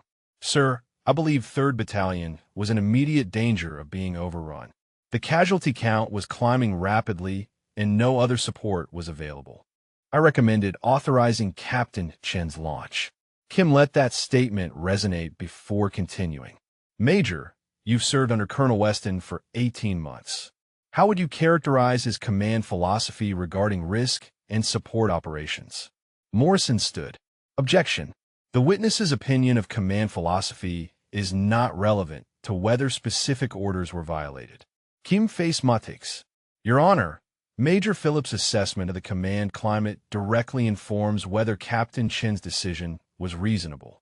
If there was a consistent pattern of excessive risk aversion resulting in preventable casualties, that context is essential. Matthew sustained the objection, but Kim had made her point. She shifted her approach. Major Phillips, are you aware of the March 15th engagement where air support was delayed 23 minutes, resulting in 7 casualties? Phillips nodded. Yes, ma'am. I was present for that decision as well. And the June 22nd engagement where air support was denied, resulting in 12 casualties? Yes, ma'am. Kim moved closer to the witness stand. Major, in your professional judgment, did those previous incidents influence Captain Chen's decision to launch without authorization? Phillips considered carefully. Ma'am, I can't speak to Captain Chen's specific thought process, but those incidents were known throughout the battalion. If she believed following orders would result in mass casualties based on previous patterns, that would be a reasonable concern. Morrison's cross-examination established that Phillips had never directly disobeyed Weston's orders despite any disagreements he might have had. Phillips acknowledged the point, but his testimony had already planted doubt about whether Weston's command judgment served the mission. Kim presented her closing argument with controlled passion, walking the panel through the evidence systematically. She acknowledged the violations clearly, never attempting to dispute the facts. Instead, she argued that context transformed clear insubordination into justified necessity. This case presents a fundamental question about what we value as a military institution. Do we prioritize absolute obedience to orders regardless of consequences, or do we recognize that combat leadership sometimes requires making impossible choices? Captain Chun violated direct orders. That fact is undisputed. But she violated those orders after careful tactical assessment, within her professional capability, and in circumstances where following orders would have resulted in catastrophic casualties. She saved 450 Marines at the cost of her career. The question for this panel is whether that choice deserves punishment or recognition. Morrison's closing argument focused on the bedrock principle of military discipline. He acknowledged the tactical success of Chen's intervention, but insisted that success didn't excuse the fundamental breach of command authority. If we excuse Captain Chen's insubordination because it produced a favorable outcome, we establish a precedent that destroys military order. Every junior officer will feel empowered to decide which orders make sense and which don't. Combat effectiveness depends on a unified chain of command where orders are followed regardless of personal agreement. Captain Chun made a unilateral decision to substitute her judgment for her commander's, and that action cannot be tolerated regardless of the result. Matthews adjourned the proceedings for panel deliberation. The 5 officers retired to a private room where they would debate the competing principles and reach a verdict. Chun and Rodriguez returned to their quarters to wait, knowing their careers hung on how 5 officers weighed discipline against lives, protocol against judgment, institutional order against tactical necessity. Williams gathered with other Marines outside the courtroom, their conversations intense and angry. They had heard Morrison argue that following orders mattered more than their lives. They had heard him claim that military discipline required punishing the pilot who saved them. The distance between command, perspective, and ground reality had never seemed wider. In the deliberation room, the panel members began their debate. Matthews laid out the legal framework clearly, but all 5 officers recognized they were deciding more than just guilt or innocence. They were defining what kind of military institution they served and what values that institution would prioritize when principles came into conflict. The panel deliberated for 7 hours, their voices carrying through the closed door in waves of debate that those waiting outside could hear but not decipher. Inside the room, Colonel Matthews guided the discussion through each charge systematically, but the conversation kept returning to the fundamental tension between law and necessity. Lieutenant Colonel Parker spoke first when Matthews opened the floor for initial positions. The facts are clear. Chun violated direct orders. Rodriguez conducted unauthorized operations. Both knew exactly what they were doing. Technically, we have no choice but to convict. Major Wells shook her head. The facts show violations, but context matters. Chun had 15 minutes to save 450 Marines. She made a combat decision that proved tactically sound and operationally successful. We can't ignore that context. Colonel Mitchell studied her notes, her expression troubled. What concerns me is the pattern. 7 Marines dead in March because support was delayed. 12 casualties in June because support was denied. Now 19 dead in Kashar Valley, but 431 saved because Chun violated orders. If we convict her, we're saying the system values compliance over lives. Parker leaned forward. Colonel, I understand the emotional weight of those numbers. But if we acquit based on favorable outcomes, we tell every junior officer they can ignore orders whenever they think they know better. That destroys the chain of command. Major Harold Chun, no relation to the accused, had remained quiet during the initial exchanges. Now he spoke carefully, his background as a logistics officer giving him perspective on both operational and institutional concerns. The question isn't whether Captain Chun violated orders. She did. The question is whether those violations were justified by immediate tactical necessity that her commander failed to recognize. The evidence shows Colonel Weston had a pattern of excessive caution that resulted in preventable casualties. That pattern informed Captain Chen's decision. Matthews watched his panel divide along predictable lines. Parker represented strict constructionist thinking, valuing discipline and order above tactical outcomes. Wells and Chen recognized the contextual factors that made simple legal judgment inadequate. Mitchell appeared torn between both positions. His own vote would likely determine the outcome. Let's examine each charge individually, Matthews suggested. Captain Chun, first specification, failure to obey Colonel Weston's order to remain on standby status. Do we find sufficient evidence of violation? All 5 officers agreed the evidence was clear. Chen had received the order, acknowledged it, and then violated it by launching her aircraft. The violation was indisputable. Now the harder question, Matthews continued. Do we find that violation was justified by immediate necessity? Wells responded quickly. 450 Marines were dying. She had minutes to act. No other support was available. If that's not immediate necessity, what is? Parker countered. Colonel Weston assessed the weather and determined flight operations were too dangerous. His judgment was reasonable even if ultimately conservative. Captain Chen didn't have information he lacked. She simply disagreed with his assessment. Disagreement doesn't create necessity. Mitchell entered the discussion. Lieutenant Colonel, the evidence shows Weston's previous decisions resulted in 34 casualties over 8 months. Captain Chun had reason to believe his judgment prioritized protocol over tactical reality. That's not simple disagreement, that's pattern recognition. The debate continued through the afternoon, circling through the same arguments from different angles. They examined Rodriguez's charges with similar division. The rescue operation clearly violated orders, but it also embodied the Marine Corps value of never leaving anyone behind. How did they weigh institutional values against institutional regulations? Matthews called for a preliminary vote on Chen's charges at the 4-hour mark. Parker voted to convict on all specifications. Wells voted to acquit on all specifications. Mitchell voted to acquit, citing justified necessity. Chen voted to acquit for the same reasons. Matthews found himself holding the deciding vote, and the weight of that responsibility pressed heavily on his shoulders. He thought about his own combat experience, moments when orders from higher headquarters hadn't matched ground reality.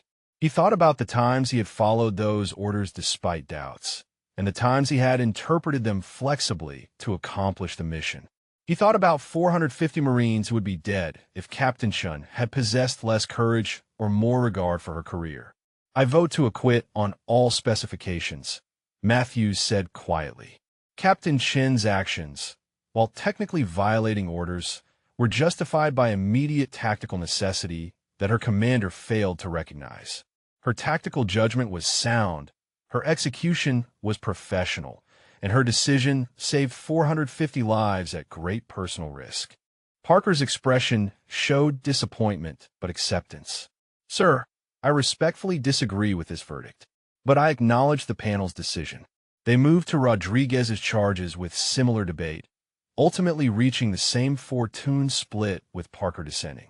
The panel drafted their verdict statement carefully, knowing their language would set precedent for future cases involving tactical judgment versus direct orders.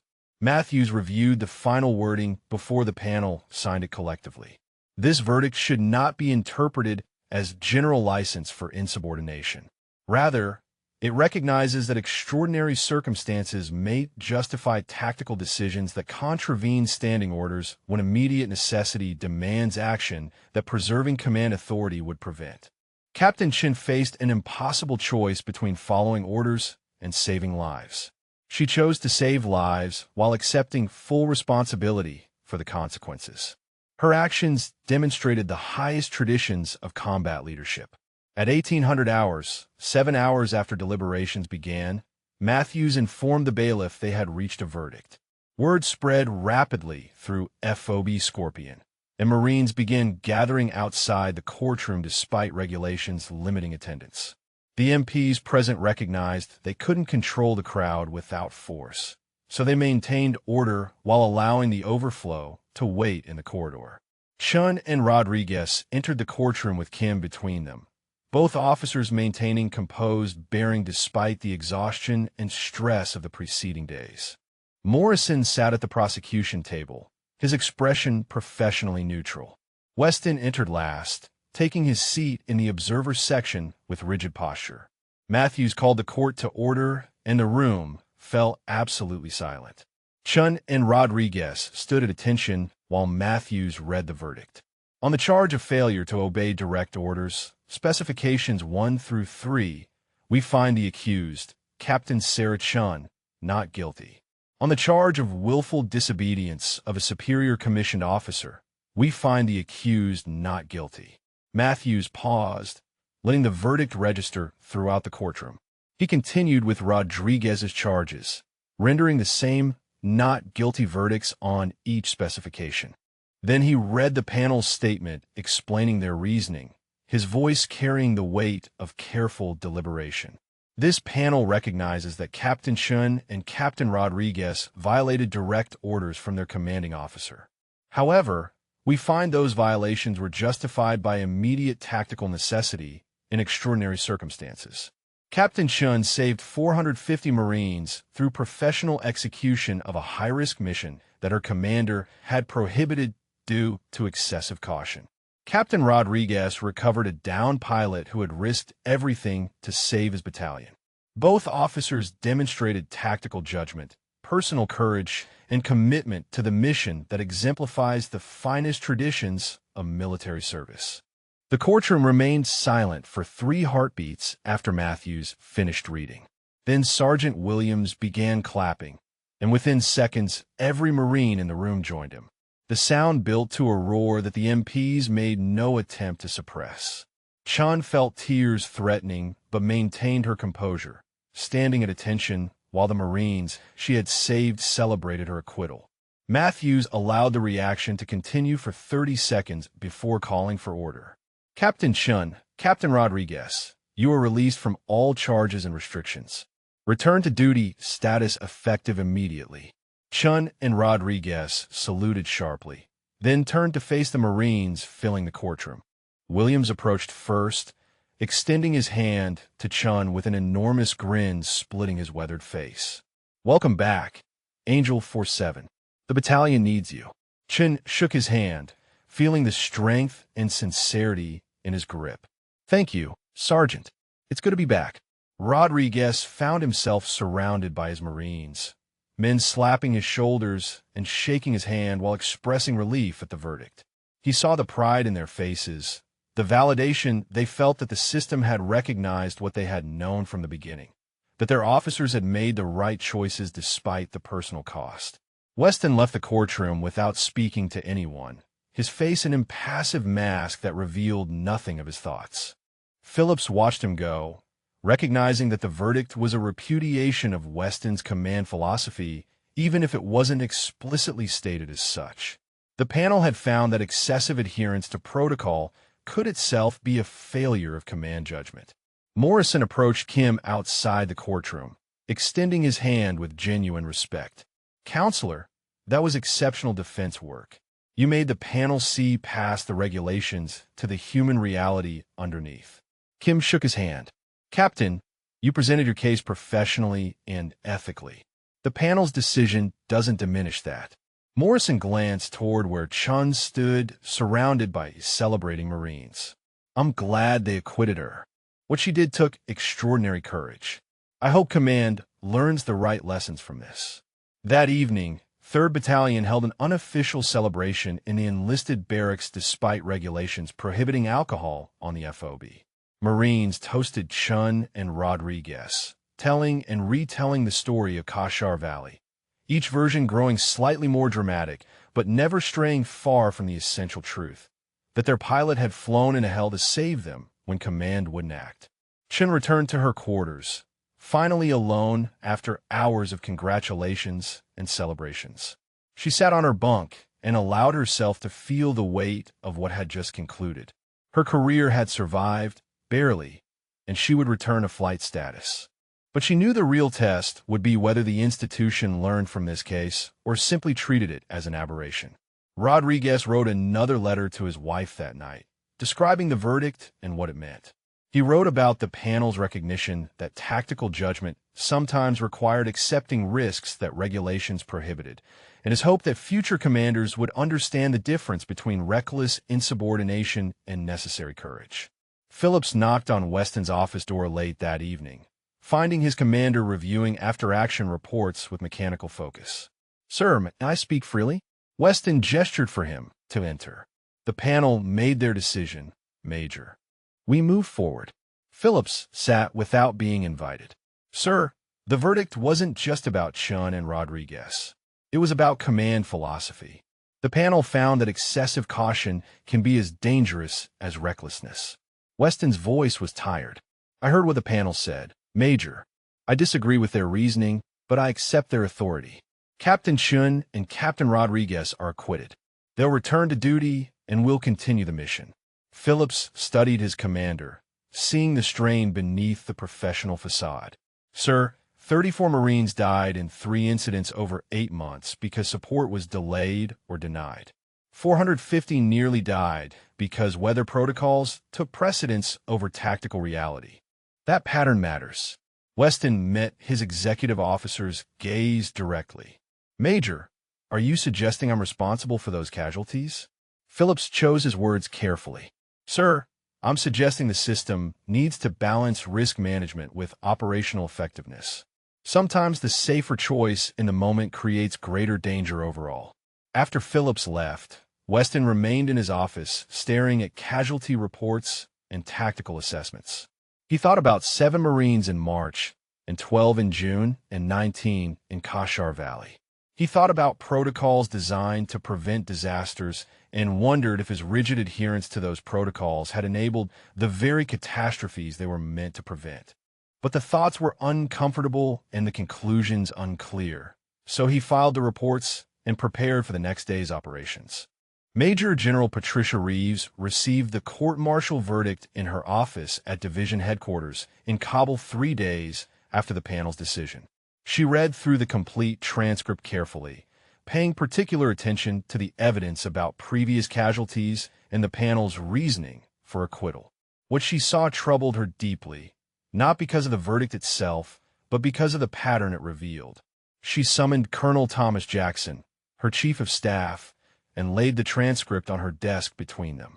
"Tom, I need a comprehensive investigation into 3rd Battalion's operations over the past year. Focus on casualty rates, air support decisions, and tactical employment patterns." Jackson scanned the executive summary, his experienced eye immediately catching the statistical anomalies. "Ma'am, the 23% higher killed in action rate is significant. That's not random variation. That's a systemic issue." Reeves nodded grimly. "Assemble a team. I want complete analysis within 2 weeks. And Tom, this needs to be thorough but discreet. Colonel Weston has 23 years of service and a previously exemplary record. If there's a problem, I need to understand its scope before making decisions about his command." Jackson's investigation team worked systematically through 3rd Battalion's records, interviewing officers and enlisted personnel, reviewing after-action reports, and analyzing tactical decisions. What emerged was a detailed picture of a commander whose risk aversion had created exactly the dangers he sought to prevent. The team documented 11 separate incidents over the previous year where Weston had denied or significantly delayed air support requests. 7 of those incidents resulted in casualties that tactical analysis suggested were preventable with timely support.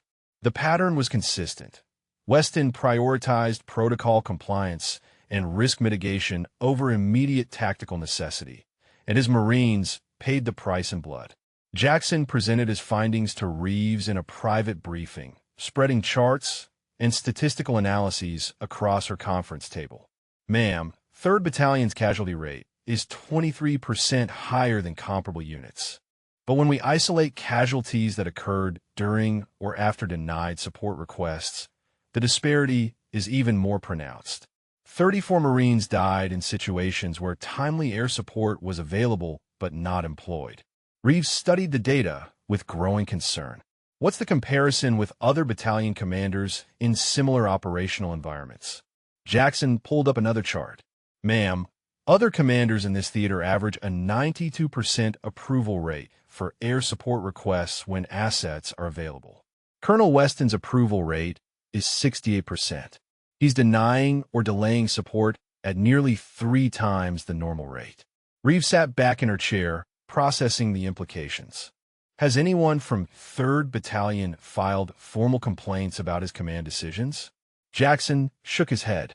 No formal complaints, ma'am, but informal feedback from his officers suggests significant frustration with his risk-averse approach. Major Phillips, his executive officer, made several documented recommendations for more aggressive employment of available assets. All were overruled. Reeves made her decision quickly, knowing that delaying would only compound whatever damage Weston's command style had caused. Prepare relief of command paperwork. Colonel Weston will be reassigned to a staff position at division headquarters effective immediately. Major Phillips will assume temporary command of 3rd Battalion until we identify a permanent replacement. Jackson hesitated. Ma'am, relieving a battalion commander based on an investigation triggered by a court-martial he initiated is going to be controversial. Some will see it as retaliation for pursuing charges against Captain Chun. Reeves met his gaze steadily. Tom, 34 Marines died because their commander prioritized protocols over tactical necessity. 450 nearly died for the same reason. That's not controversial, that's command failure. Prepare the orders. 3 days later, Weston received notification that he was being relieved of command. The official language cited loss of confidence based on operational assessments, with reassignment to division staff pending retirement processing. He read the orders in his office with Phillips standing across the desk, the weight of 23 years of service ending not with ceremony, but with clinical administrative language. Phillips maintained professional demeanor despite the awkwardness. Sir, I want you to know that I respect your service and your dedication to these Marines. Weston's voice was flat. Major, you recommended more aggressive tactics at every opportunity. You thought I was too cautious, too concerned with protocols. Now division agrees with you. You'll get your chance to command differently. Phillips chose his words carefully. Sir, you taught me a great deal about leadership and responsibility. The investigation findings don't erase that. Weston stood and began packing his personal items from the office. Major, I made every decision based on what I believed would protect my Marines and accomplish the mission. History will judge whether I was right or wrong. After Weston left, Phillips sat behind the commander's desk and felt the weight of temporary command settle onto his shoulders. He had criticized Weston's caution, argued for more aggressive employment of assets, and now he would have the opportunity to implement his preferred approach. The responsibility was daunting. Williams entered the office an hour later, finding Phillips reviewing operational plans. Sir, the battalion heard about Colonel Weston's relief. The men wanted me to tell you they're behind you completely. Phillips looked up from the plans. Sergeant, Colonel Weston served this battalion for 18 months. Whatever his command decisions, he deserves respect for his service. Williams nodded slowly. Sir, with respect, the men respect service, but they also know 34 Marines died because he wouldn't authorize support. That's hard to forget. Phillips understood the sentiment, but recognized the danger in allowing bitterness toward Weston to define the battalion's culture. Sergeant, we honor the fallen by being better, not by dwelling on past failures. Colonel Weston made decisions he believed were right. We'll make different decisions and hope they prove better. Chin returned to flight status 5 days after the verdict, conducting her first post-court-martial mission with a sense of validation mixed with caution. She flew support for a routine patrol, providing overwatch while Marines cleared a suspected weapons cache. The operation proceeded without incident, but she noticed something different in how the Marines communicated with her. There was trust in their voices, confidence that she would be there if they needed her. Rodriguez assumed company command officially, promoted from his role as acting commander during the investigation. He briefed his officers on his command philosophy, emphasizing aggressive but calculated tactics that balanced mission accomplishment with force protection. Gentlemen, we're going to employ our assets decisively when a tactical situation demands it. That means requesting support early, using it effectively, and accepting calculated risks. But calculated doesn't mean reckless. Every decision we make will be grounded in sound tactical judgment and clear communication. His officers responded positively, several of them privately expressing relief that the battalion's approach was changing. Captain Sarah Martinez, one of his company commanders, stayed after the briefing to speak with him. "Sir, the Marines are energized by the leadership change. They feel like we're finally matching our tactics to the operational environment rather than constraining operations to minimize risk." Rodriguez appreciated the feedback, but remained cautious. "Captain, enthusiasm is good, but discipline is essential. Make sure your Marines understand that aggressive doesn't mean careless. We're going to be smarter, not just bolder." Reeves visited FOB Scorpion 2 weeks after Weston's relief to assess the battalion's transition. She met with Phillips in private, reviewing operational plans and discussing command philosophy. Phillips laid out his approach honestly, acknowledging the balance he was trying to strike. "Ma'am, I want to avoid both extremes. Colonel Weston's excessive caution cost lives, but reckless aggression would cost more. My goal is empowering tactical leaders to make decisions while maintaining appropriate oversight." Reeves studied the young major, seeing potential tempered by awareness of responsibility. "Major, you're doing exactly what good commanders do, learning from predecessors while finding your own approach. Division will support you fully." She met with Chun next, sitting across from the pilot in the same office where Weston had confined her to quarters weeks earlier. "Captain Chun, I've reviewed the court-martial transcript and the investigation findings. I want you to know that Division recognizes what you did in Kashar Valley as exemplary combat leadership under impossible circumstances." Chun maintained professional composure. "Thank you, ma'am. I hope the institutional lessons from that day improve how we employ assets and support ground forces." Reeves nodded. "That's exactly why I'm here. Captain, I'm establishing a working group to review air support protocols and decision-making procedures. I want you on that group. Your perspective, as someone who had to choose between following orders and saving lives, is essential." Chun felt the weight of opportunity and responsibility. "Ma'am, I'd be honored to contribute." The working group convened over the following weeks, bringing together pilots, ground commanders, and staff officers to examine how the division employed air assets and made tactical decisions. Chun found herself explaining her decision-making process from Kashar Valley repeatedly, helping others understand the calculations that went into choosing when risks were justified. One session focused specifically on command authority versus tactical judgment. Colonel David Harper, a respected infantry commander, raised the fundamental question that had underlain the court-martial.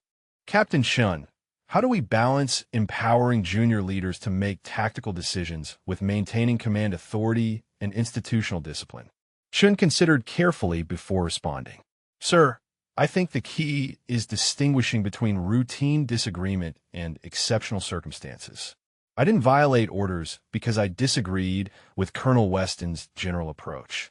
I violated orders because 450 Marines were dying and I had the capability to save them within an acceptable risk window. Those circumstances were extraordinary." Another officer pushed back. "But Captain, couldn't every junior leader claim their situation is extraordinary? How do we prevent that justification from becoming license for routine insubordination?" Chun met his skepticism directly. "Sir, the panel at my court-martial addressed exactly that concern. They emphasized that their verdict applied to extraordinary circumstances, not general disagreement with orders. The distinction matters." The working group's discussions were intense but productive, gradually building toward revised protocols that balance command authority with tactical flexibility. They developed guidelines for when immediate action was justified despite standing orders, how to rapidly escalate decisions when time was critical, and what institutional protections existed for leaders who made good-faith tactical decisions that later proved controversial. Rodriguez participated in ground commander sessions, describing how the delay in support had nearly cost his battalion everything. He emphasized the ground perspective, that Marines under fire needed responsive support, not debates about protocols occurring in safe headquarters miles away. We train our Marines to make life-or-death decisions in seconds, Rodriguez told the group. But we ask pilots and commanders to wait minutes or hours for authorization to support them. That disconnect kills people. We need systems that match the speed of combat, not the comfort of peacetime deliberation. His words resonated with the working group, pushing them toward recommendations that would streamline decision-making and empower tactical commanders. The draft protocols emphasized rapid response, clear communication, and accepting calculated risks when mission success demanded action. Reeves reviewed the working group's recommendations with her senior staff, recognizing that implementing them would require significant cultural change throughout the division. But the Kashar Valley incident and the investigation findings had created momentum for reform that she intended to capitalize on fully. These protocols will become division policy effective immediately, she announced at her staff meeting. Every commander will receive training on the new procedures and will monitor implementation closely. The goal is ensuring tactical leaders have the authority and support to make good decisions quickly. Her chief of staff raised a concern. Ma'am, some commanders may resist changing their approach. They'll argue these protocols undermine command authority. Reeves's response was firm. Then those commanders need to understand that command authority serves mission accomplishment, not institutional comfort.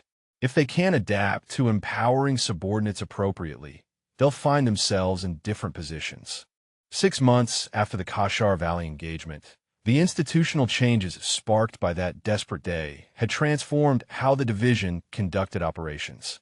Chun flew her 100th mission under the new protocols, providing support to a Marine patrol that encountered unexpected resistance near the Pakistan border. The request for air support came through within 90 seconds of contact, and she was cleared hot within 2 minutes. The engagement ended quickly with no Marine casualties, exactly the outcome the reform system was designed to achieve. She landed back at FOB Scorpion and found Rodriguez waiting near the flight line, a data folder under his arm.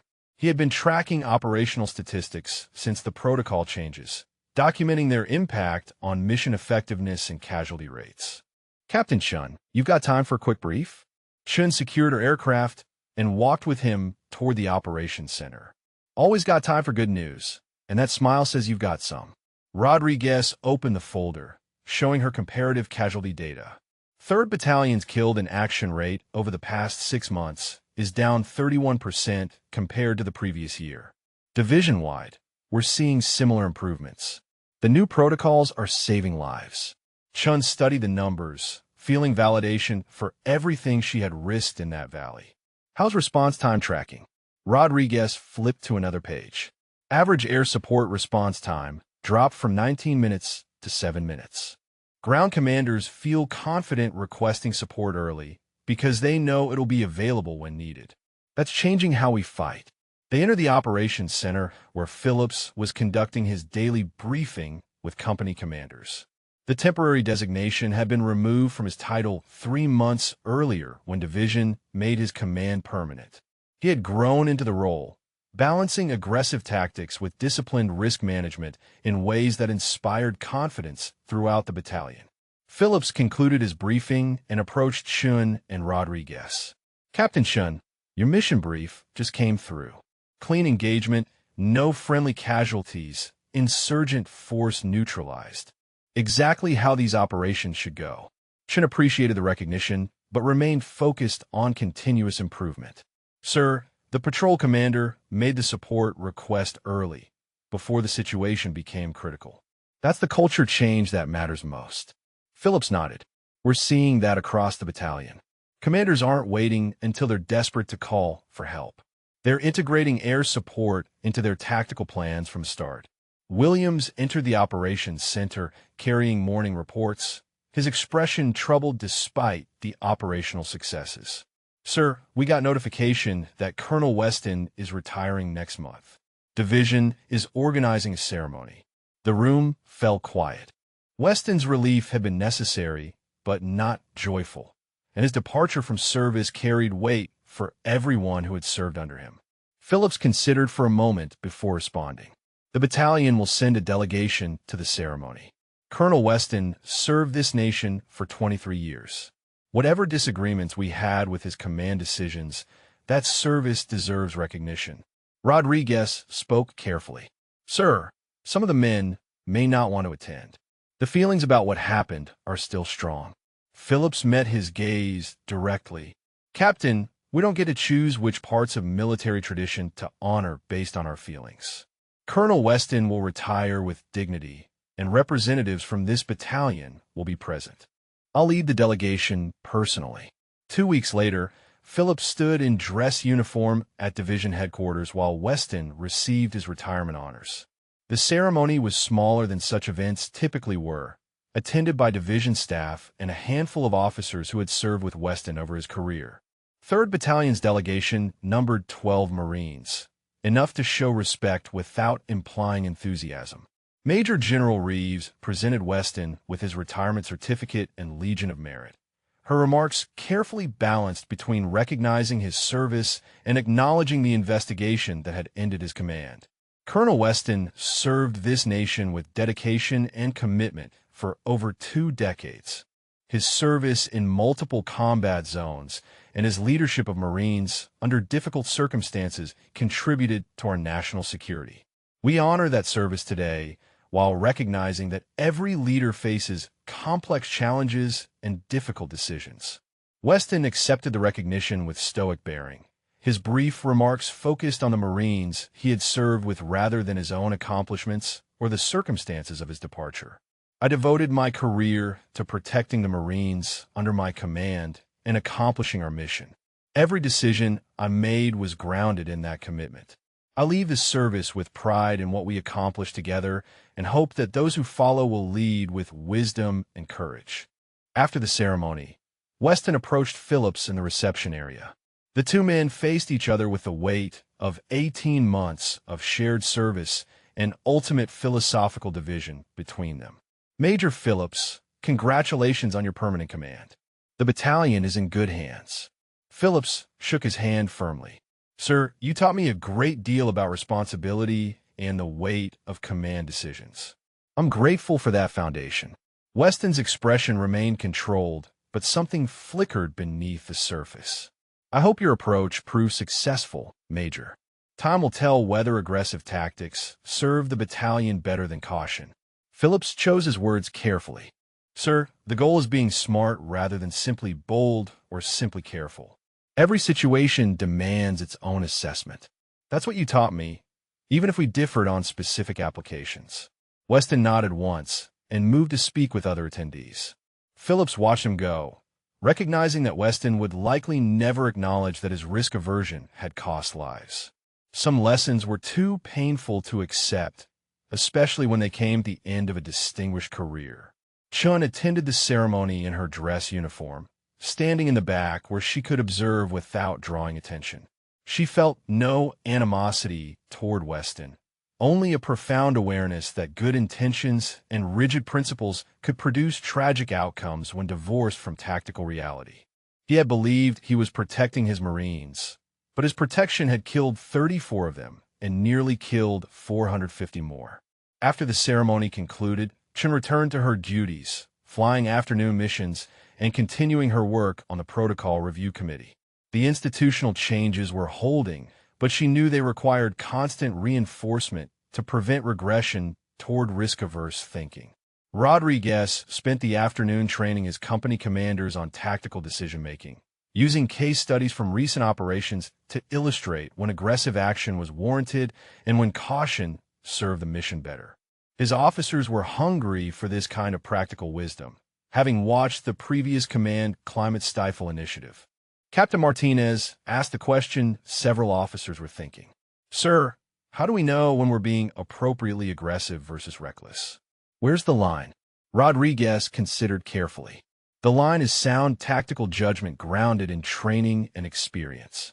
Ask yourself, am I accepting risk because the mission demands it, or because I'm trying to look bold? Am I considering all available information, or making emotional decisions? The new protocols give you authority to act, but that authority comes with responsibility to think clearly. The officers nodded, appreciating the framework. They had lived through the paralysis of excessive caution under Weston, and now they were learning to exercise judgment within appropriate boundaries. The balance was delicate but achievable. That evening, Williams gathered with a group of Marines outside the enlisted barracks, their conversation turning to the retirement ceremony and what it meant for the battalion's future. Several expressed satisfaction that Weston was gone, but Williams guided them toward a more nuanced perspective. Colonel Weston wasn't a bad commander. He's a good man who let caution override judgment. The lesson isn't that he was evil. It's that even dedicated officers can fail if they prioritize the wrong things. We honor his service while learning from his mistakes. One young Marine pushed back. Sarge, 34 guys died because he wouldn't let pilots help them. That's more than a mistake. Williams understood the anger, but maintained his position. Marine, those 34 deaths matter. But if we reduce Colonel Weston to just that failure, we miss the complexity. He believed he was protecting us. He was wrong, and men died because of it, but his intentions weren't malicious. That distinction matters when we think about leadership. The Marines debated through the evening, gradually reaching a collective understanding that allowed them to acknowledge Weston's service while recognizing his failures. It was a mature response to a complex situation, exactly the kind of institutional learning that would prevent future tragedies. Phillips sat in his office late that night, reviewing casualty statistics and operational reports. The numbers confirmed what he felt intuitively. The battalion was more effective, more responsive, and safer under the reform protocols. Marine confidence was higher, mission success rates had improved, and casualties had decreased significantly. But he also understood that this success created its own dangers. Officers might become too aggressive, taking unnecessary risks because they could rather than because they should. The pendulum could swing too far in the opposite direction, creating recklessness where Weston had created paralysis. Phillips's challenge was maintaining the balance, empowering tactical judgment while preventing reckless decision-making. Chen entered his office without knocking, carrying coffee for both of them. She had developed a working relationship with Phillips built on mutual respect and shared understanding of the complexities they navigated. Couldn't sleep either? Phillips accepted the coffee gratefully, thinking about sustainability. The reforms are working now, but will they hold when we're gone? Or will the institution gradually slide back toward risk aversion? Chun sat across from him, considering the question. Sir, I think the key is the next generation. The lieutenants and captains who are learning under this system will carry these lessons forward. If we teach them why these protocols exist, and not just what they say, they'll preserve the spirit when they're in command. Phillips nodded slowly. That's why your role on the protocol committee matters so much. You're not just writing procedures, you're shaping institutional culture. They sat in comfortable silence. Two officers who had witnessed how bad leadership killed people and were determined to ensure the institution learned lasting lessons. The night outside was quiet, peaceful in the way only a secure forward operating base could be. But both of them knew that peace was maintained by Marines who trusted their leaders to make good decisions quickly when violence erupted. The reforms they had fought for, the changes that had come at such personal cost to Chun and such institutional disruption to the battalion, were proving their worth in saved lives and successful missions. But sustainability required constant vigilance, continuous training, and leaders willing to make hard decisions based on tactical reality rather than bureaucratic comfort. Phillips finished his coffee and stood, recognizing that tomorrow would bring new challenges requiring the judgment they had worked so hard to institutionalize. Captain Chun, thank you for the perspective. Get some sleep. We've got missions in the morning. Chun saluted and left his office, walking through the quiet FOB toward her quarters. Above her, stars filled the Afghan sky with brilliant clarity, the same stars that had watched her fly into a storm to save 450 Marines. The memory of that day would never fade, but it no longer defined her. She was simply a pilot doing her job, supported by protocols that recognized tactical reality and empowered good judgment. The institution was learning. Slowly, imperfectly, but genuinely learning. And that learning, purchased with 34 lives and nearly 450 more, would echo through future decisions and save countless Marines who would never know how close the system had come to catastrophic failure. 1 year after Kashgar Valley, Major General Reeves convened a theater-wide conference on tactical decision-making and command authority. Officers from across Afghanistan gathered at Bagram Airfield to examine lessons learned from recent operations and discuss how institutional culture affected combat effectiveness.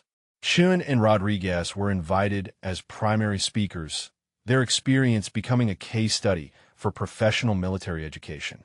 Chun stood before 200 officers, her presentation displaying the timeline of that desperate morning when she had chosen between career and lives. She walked them through her decision-making process with clinical precision, explaining the tactical calculation that had informed her choice to violate direct orders. The weather window was real but narrow. The Marine casualties were mounting exponentially. No other support was available or could arrive in time. My assessment was that following orders would result in catastrophic losses, while violating them gave 450 Marines a chance to survive. I accepted the personal consequences of that choice because the alternative was unacceptable. A colonel in the audience raised his hand. "Captain Chun, how do we prevent your example from becoming licensed for junior officers to disobey orders whenever they disagree with their commanders?" Chun had anticipated the question, having heard variations of it dozens of times over the past year. "Sir, the distinction is between disagreement and necessity. I didn't violate orders because I thought my tactical approach was better than Colonel Weston's. I violated orders because immediate circumstances demanded action that following those orders would prevent." The court-martial panel recognized that distinction in their verdict. Another officer pressed further. "But, Captain, isn't that distinction subjective? Every officer facing orders they dislike could claim necessity." Chin nodded, acknowledging the legitimate concern. "Sir, that's why the institutional response to such decisions matters. My case went to court-martial, where a panel of senior officers examined the evidence and circumstances. They determined my actions were justified by extraordinary necessity. That legal process prevents the slippery slope you're concerned about." Rodriguez followed Chun with his presentation on the ground perspective, describing how the delay in support had nearly resulted in complete battalion annihilation. His account was vivid and emotional, forcing the audience to confront the human cost of excessive risk aversion. "Gentlemen, 19 Marines died in Kashgar Valley despite Captain Chin's intervention. 34 more died in previous engagements over the preceding 8 months because support was delayed or denied. These weren't acceptable losses or tactical necessities. They were preventable casualties resulting from a command culture that prioritized protocol over tactical reality." The audience reaction was mixed. Some officers nodded in recognition, having experienced similar frustrations with rigid command structures. Others appeared uncomfortable, recognizing themselves in the pattern Rodriguez described. The discussion that followed was intense and honest, cutting to fundamental questions about military culture. Lieutenant Colonel Sarah Park articulated what many were thinking. "The tension we're discussing is inherent in military organization. We need discipline and hierarchy to function, but we also need tactical flexibility and initiative. How do we balance those competing requirements?" Phillips, now promoted to lieutenant colonel and permanent commander of 3rd Battalion, responded from his seat. "Ma'am, I think the key is distinguishing between routine operations and extraordinary circumstances. In routine operations, strict adherence to procedures and chain of command serves the mission. In extraordinary circumstances, Tactical leaders need authority to act decisively within their professional judgment. Part pushback. But Colonel, who determines when circumstances are extraordinary? If we empower every tactical leader to make that determination, don't we risk chaos? Phillips stood to address the full audience. Ma'am, we already empower tactical leaders to make life-or-death decisions constantly. Squad leaders decide when to engage the enemy. Platoon commanders decide which routes to take through hostile territory. Company commanders decide how to employ their assets during contact. We trust their training and judgment on these critical decisions. The question is whether we trust them to recognize when circumstances demand deviating from standing procedures. The debate continued through the morning, with officers sharing experiences from their own commands. The consensus that gradually emerged was that institutional trust in junior leaders required better training, clearer guidelines, and acceptance that some decisions would prove wrong in hindsight, but were reasonable given available information. During the lunch break, Chen found herself approached by a young captain who had been listening intently throughout the morning. Ma'am, I'm Captain David Liu. I command a company in 2nd Battalion. Your presentation really resonated because I faced a similar decision 3 months ago. We were supporting a village under insurgent attack, and I had to choose between waiting for higher approval to engage or acting immediately. I chose to engage, and we saved the village. But I spent the next week worried about facing charges for exceeding my authority. Chen understood his anxiety completely.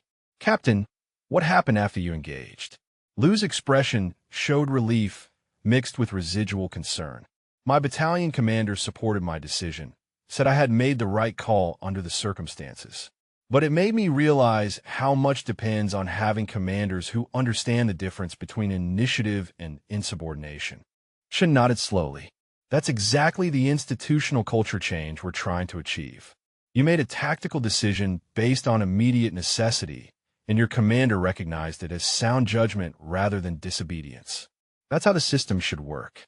The afternoon sessions focused on specific protocol recommendations, with working groups examining different scenarios and developing guidelines for tactical decision-making. Chen participated in the air support group, where the conversation turned to when pilots could deviate from standard procedures. A Marine aviator raised a scenario similar to Chen's experience. Say I'm flying close air support, and the ground commander requests a gun run that violates minimum safe distance procedures. Do I follow the procedure or support the Marines? Chen responded carefully. The answer depends on the specific tactical situation. If the ground commander is calling for support inside minimum safe distance because they're about to be overrun, that's extraordinary circumstances. If they're requesting it because it's more convenient than maneuvering to create proper separation, that's not justified. The distinction is whether following procedure creates greater danger than accepting calculated risk to deviate. The discussion produced refined guidelines that emphasize tactical judgment within a framework of professional competence and clear communication. The goal was empowering good decisions while preventing reckless actions that could be rationalized as initiative. Rodriguez participated in the ground tactics group, where commanders debated how to request support effectively without either being too timid or too aggressive. He shared his experience from Kashar Valley, explaining how his initial reports had been clear about the tactical situation, but perhaps not forceful enough about the immediate danger. Gentlemen, one lesson I learned is that clarity in communication can mean the difference between life and death. When I reported we were in a kill box taking heavy casualties, Colonel Weston heard a difficult tactical situation. When Captain Shun heard the same reports while monitoring the emergency frequency, she recognized imminent catastrophic failure. Better communication might have helped Colonel Weston understand the urgency earlier. A captain from another unit raised his hand.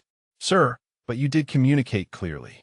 You reported casualties, described the tactical situation, and requested support. If that wasn't enough, what more could you have done? Rodriguez considered carefully. I think the issue was less about my communication and more about the command climate. Colonel Weston's pattern of risk aversion meant he interpreted tactical reports through a lens of skepticism. He was always looking for reasons to delay or deny support rather than reasons to provide it. That climate made even clear communication insufficient. The insight resonated throughout the group. Command climate shaped how information was received and interpreted, which meant that fixing tactical decision-making required addressing institutional culture at the highest levels. That evening, Reeves hosted a dinner for the conference speakers and key participants. She used the opportunity to articulate her vision for how the division would continue evolving based on lessons from the past year. Gentlemen and ladies, what happened in Kashgar Valley was both a tragedy and an opportunity.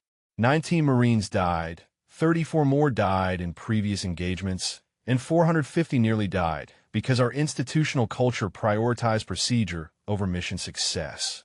But Captain Chen's courage and the subsequent investigation forced us to examine our assumptions and change how we operate. The reforms we've implemented are working, with casualty rates down significantly and mission effectiveness improved. But sustainability requires constant vigilance. Colonel Jackson, who had led the original investigation, added his perspective. Ma'am, the statistical data confirms the operational improvements. But I think the most important change is cultural. Junior officers now feel empowered to exercise tactical judgment rather than waiting for permission to act. That shift in mindset is harder to measure, but more valuable than procedural changes. Reeves agreed. That's why conferences like this matter. We're not just teaching new procedures. We're shaping how leaders think about authority, responsibility, and judgment. Captain Chun and Captain Rodriguez represent the kind of courage and clarity we need throughout the force. Chun appreciated the recognition, but remained focused on practical implementation. Ma'am, the real test will be whether these cultural changes survive leadership transitions. When you rotate to a new assignment and new commanders take over, will the reforms hold, or will the institution gradually slide back toward risk aversion? Reeves met her gaze directly. Captain, that's why we're documenting these lessons and incorporating them into professional military education. The next generation of leaders will learn about Kashgar Valley in their officer training. Your decision to violate orders and the institutional response to that decision will become case studies that shape how young officers think about tactical judgment. That's how we make cultural change permanent. The conference concluded the following day with a series of formal recommendations that would be submitted to higher headquarters for consideration throughout the theater. The proposals emphasized empowering tactical leaders, streamlining decision-making processes, and accepting calculated risks when mission success demanded action. Chin flew back to FOB Scorpion feeling cautiously optimistic about institutional change. The years since Kashgar Valley had brought painful lessons but genuine growth. The division was operating more effectively, casualties had decreased, and leaders at all levels were thinking more clearly about the balance between discipline and flexibility. Rodriguez returned to his company with renewed commitment to training his junior officers in tactical decision-making. He recognized that the cultural changes Reeves championed would only survive if captains and lieutenants internalized the lessons and carried them forward when they became majors and colonels. Williams gathered his squad leaders that evening and shared insights from the conference, translating officer-level discussions into practical guidance for enlisted Marines. The sergeant's perspective was grounded and direct, focused on how the reforms affected Marines in combat. Here's what matters, gents. When you're in contact and need support, it's coming fast. When your lieutenant makes a tactical call, he's got authority to act without waiting for approval from 6 levels up. When something goes wrong, the system will ask whether the decision was reasonable rather than just whether it followed procedure. That's the change, and it's real. The squad leaders absorbed the information, recognizing that the institutional evolution affected them directly. They would benefit from faster support, more responsive leadership, and a culture that valued mission success over bureaucratic compliance. But they would also bear responsibility for exercising good judgment when empowered to act independently. One squad leader asked a question on several minds. Sarge, what happens if someone makes a bad call? If a lieutenant exercises this authority and gets Marines killed, does he face consequences? Williams nodded, appreciating the legitimate concern. Absolutely. Authority comes with accountability. If you make a good faith tactical decision based on available information and it proves wrong, the system will recognize that as the fog of war. If you make a reckless decision that ignores basic tactical principles, you'll face consequences. The difference is whether your judgment was reasonable, not whether the outcome was perfect. The distinction clarified the boundaries within which the reforms operated. Marines would have more authority to act, but would remain accountable for exercising that authority responsibly. It was a mature approach to military leadership that recognized the complexity of combat decision-making. 2 years after Kashar Valley, Chun stood on the tarmac at FOB Scorpion for the final time, her deployment complete and orders directing her to a training command stateside. She ran her hand along her Cobra's fuselage one last time, the metal warm from the Afghan sun. 2 years of combat missions, hundreds of hours supporting Marines in contact, and 0 casualties among the forces she protected. The statistics validated everything she had fought for. Rodriguez approached across the flight line, his own deployment also concluding. He had been promoted to major and would assume a staff position at division headquarters where he could influence operational planning across multiple battalions. His company had compiled an exceptional combat record under his leadership, with high mission success rates and the lowest casualty figures in the battalion. "Captain Chun, you ready to leave all this behind?" Chun smiled, looking across the base that had been her home through the most consequential period of her career. "Ready to leave the combat zone, yes. But taking these lessons with me everywhere I go." They walked together toward the headquarters building where Phillips, now a full colonel and confirmed as permanent battalion commander, waited to conduct their final outprocessing. The battalion had thrived under his leadership, becoming a model for how aggressive yet disciplined tactics could achieve mission success while protecting Marines. Phillips met them in his office, the same space where Weston had once confined Chun to quarters pending court-martial. The office looked different now, with operational maps showing successful missions rather than casualty reports, and commendations recognizing the battalion's effectiveness rather than investigations into command failures. "Captain Chun, Major Rodriguez, 3rd Battalion owes you both a debt that can never be fully repaid. What you did in Kashar Valley saved 450 Marines that day, but the institutional changes that followed have saved countless more over the past 2 years." Chun accepted the recognition, but remained focused on sustainability. "Sir, the real test comes when those of us who lived through the transition are gone. Will the next generation of leaders maintain these reforms or gradually slide back toward risk aversion?" Phillips opened a folder on his desk. "That's actually what I wanted to discuss. Major General Reeves is establishing a permanent center for combat decision-making at Quantico. It will study tactical leadership, train officers in judgment under pressure, and ensure the lessons from cases like yours become embedded in how we develop leaders. She wants you to lead the curriculum development." Chun felt the weight of opportunity and responsibility. "Sir, I'm a pilot, not an academic." Phillips shook his head. "Captain, you're a combat leader who made an impossible choice under tremendous pressure and demonstrated that tactical judgment sometimes requires the courage to accept personal consequences. That experience is exactly what young officers need to understand. This isn't about theory. It's about teaching practical decision-making grounded in real combat experience." Chun considered the offer carefully. The assignment would take her away from flying, but it would multiply her impact across the entire Marine Corps. Every officer who passed through the program would carry forward the lessons purchased so painfully in Kashar Valley. "Sir, I accept. When do I report?" Phillips smiled.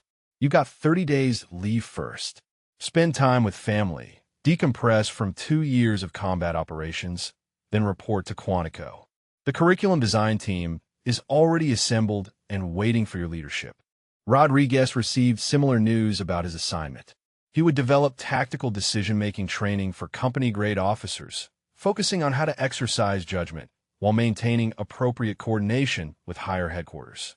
His experience bridging the gap between ground reality and command perspective made him ideal for the role.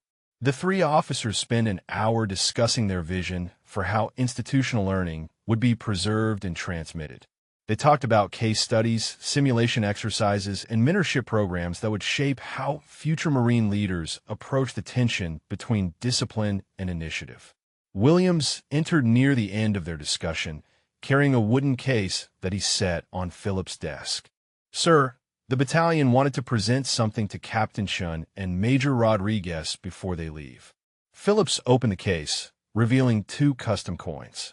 Each displayed the 3rd Battalion insignia on one side, and on the other, a detailed engraving of a Cobra helicopter emerging from storm clouds above Marines in a valley. The inscription read, "Kashar Valley, protocol be damned, for 150 Marines saved." Williams addressed Chun and Rodriguez directly. "Ma'am, sir, every Marine in this battalion contributed to the design. We wanted something that captured what you did and what it meant to us. These coins represent the highest respect and gratitude we can express." Chun took her coin, feeling the weight of it in her palm. The craftsmanship was extraordinary, each detail precisely rendered.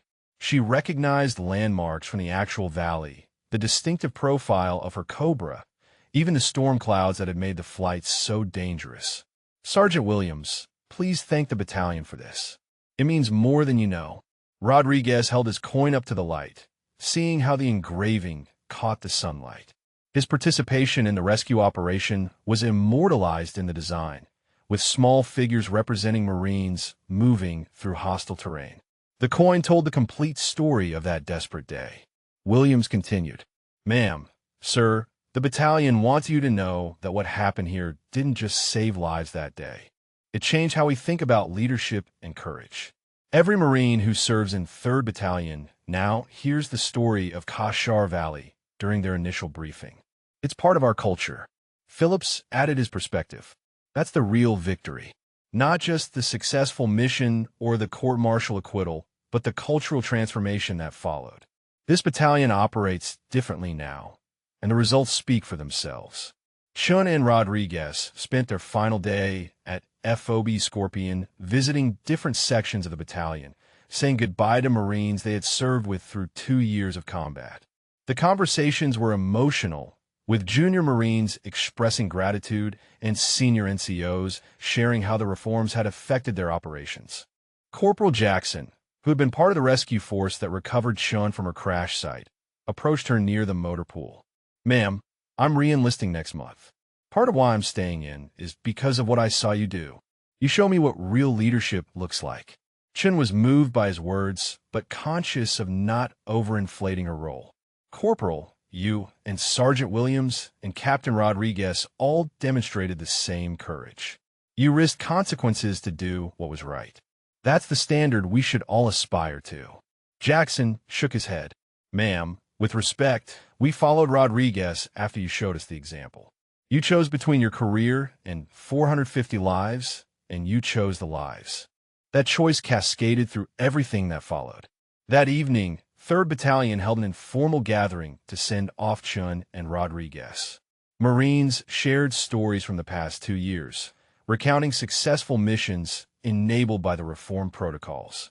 The tone was celebratory but also reflective, recognizing that the changes had come at significant cost. Phillips raised a glass to toast the departing officers. To Captain Chun and Major Rodriguez. They faced impossible choices with courage and clarity. They endured institutional scrutiny with dignity. And they helped transform how this battalion thinks about leadership. Fair winds and following seas. The Marines echoed the toast, then Williams added his own. "To the 19 Marines we lost in Kashar Valley, and the 34 we lost in the months before. We honor their sacrifice by being better. We remember their loss by ensuring others don't suffer the same fate. May their memory drive us toward wisdom." The room fell silent for a moment of respect. Then conversation resumed. The fallen were remembered not with guilt or recrimination, but with commitment to learn from their sacrifice. Chun flew out of Afghanistan 3 days later, watching the mountains fall away beneath her transport aircraft. She thought about the valley where she had made her choice, the courtroom where she had faced judgment, and the 2 years of missions that had validated the institutional changes. The journey had been difficult, but meaningful. Rodriguez departed on the same flight, sitting across the aisle thinking about similar reflections. He had led Marines through dozens of engagements, brought them all home alive, and helped reshape how the Marine Corps thought about tactical decision-making. The work would continue at division headquarters and beyond. 6 months later, the Center for Combat Decision-Making opened at Quantico, with Chun as Director of Curriculum Development. The first class of students arrived to find a program unlike any other in professional military education. Instead of abstract leadership theory, they studied real cases where officers had faced genuine dilemmas with life-or-death consequences. Chun taught the Kashar Valley case herself, walking students through her decision-making process with brutal honesty. She explained the fear she had felt launching into that storm, the certainty that her career was ending, and the absolute conviction that 450 lives mattered more than her future. Students grappled with whether they would have made the same choice. One student asked the question Chun had anticipated. "Ma'am, how do we know when we're being appropriately courageous versus reckless? Where's the line?" Chun responded with the wisdom earned through experience. "Lieutenant, the line is sound tactical judgment grounded in training, experience, and honest assessment of available information. Ask yourself whether you're accepting risk because the mission demands it or because you want to appear bold. Ask whether you're considering all relevant factors or making emotional decisions. The courage to act must be balanced with wisdom to think clearly under pressure." Rodriguez developed his curriculum with similar emphasis on practical decision-making. He used 3rd Battalion's combat operations as case studies, showing how different tactical decisions produced different outcomes. Students analyzed what worked, what failed, and why some approaches proved more effective than others. Together, Chun and Rodriguez shaped how a generation of Marine officers would think about authority, responsibility, and judgment. The lessons from Kashar Valley became foundational to Marine Corps leadership development, ensuring that future commanders would understand the difference between discipline and rigidity, courage and recklessness, protocol and judgment. Phillips visited Quantico 2 years after the center opened, interested in seeing how the curriculum had evolved. He sat in on Chen's class and was impressed by the depth of critical thinking the students demonstrated. They didn't just memorize procedures. They grappled with complexity and learned to make difficult decisions under pressure. During a break, Phillips spoke with Chun about institutional change. The reforms are holding throughout the division. Casualty rates remain significantly lower than before the protocol changes, and mission success rates are higher. But I worry about sustainability when those of us who remember the old way are gone. Chun understood his concern, but felt cautiously optimistic. "Sir, every officer who goes through this program will carry forward these lessons. They'll teach their junior officers, mentor their subordinates, and shape the culture of their commands. The institutional knowledge is spreading beyond those who lived through the transition." What happened in Kashar Valley and the 2 years that followed had become more than just a dramatic episode in one battalion's history. It had become a case study in how institutions learn from failure, how courage can drive cultural change, and how individual decisions can cascade into systemic reform. Years later, historians studying military culture would point to the Kashar Valley incident as a turning point in how the Marine Corps balanced discipline with initiative. The statistics were compelling. Casualty rates decreased by 31% in the years following the protocol reforms, while mission success rates improved significantly. But beyond statistics and institutional analysis, the real legacy lived in thousands of Marines who came home alive because tactical leaders had the authority and wisdom to make good decisions quickly. It lived in officers who understood that courage sometimes meant violating orders and accepting consequences. It lived in a culture that valued lives over protocol, mission success over bureaucratic compliance, and tactical judgment over rigid adherence to procedures. Chun would spend a decade at the Center for Combat Decision-Making, shaping how generations of Marine officers thought about leadership. Rodriguez would eventually command a regiment, implementing the lessons he had learned across multiple battalions. Phillips would become a general officer, carrying the Kashgar Valley lessons to the highest levels of Marine Corps leadership. The story of that desperate morning when a pilot chose between career and lives had become legend, but its power lay not in dramatic narrative but in lasting institutional change. Protocol be damned had transformed from an act of desperation into a principle of tactical leadership. That sometimes wisdom requires courage to act beyond rigid procedures, that lives matter more than regulations, and that real leadership means making impossible choices and accepting their consequences. 450 Marines went home from Afghanistan because one pilot demonstrated that courage. Thousands more came home in subsequent years because the institution learned from her example. That learning, purchased at such tremendous personal and institutional cost, ensured that the fallen from Kashgar Valley and the engagements before it had not died in vain. Their sacrifice had driven wisdom, and that wisdom saved countless lives in the years that followed.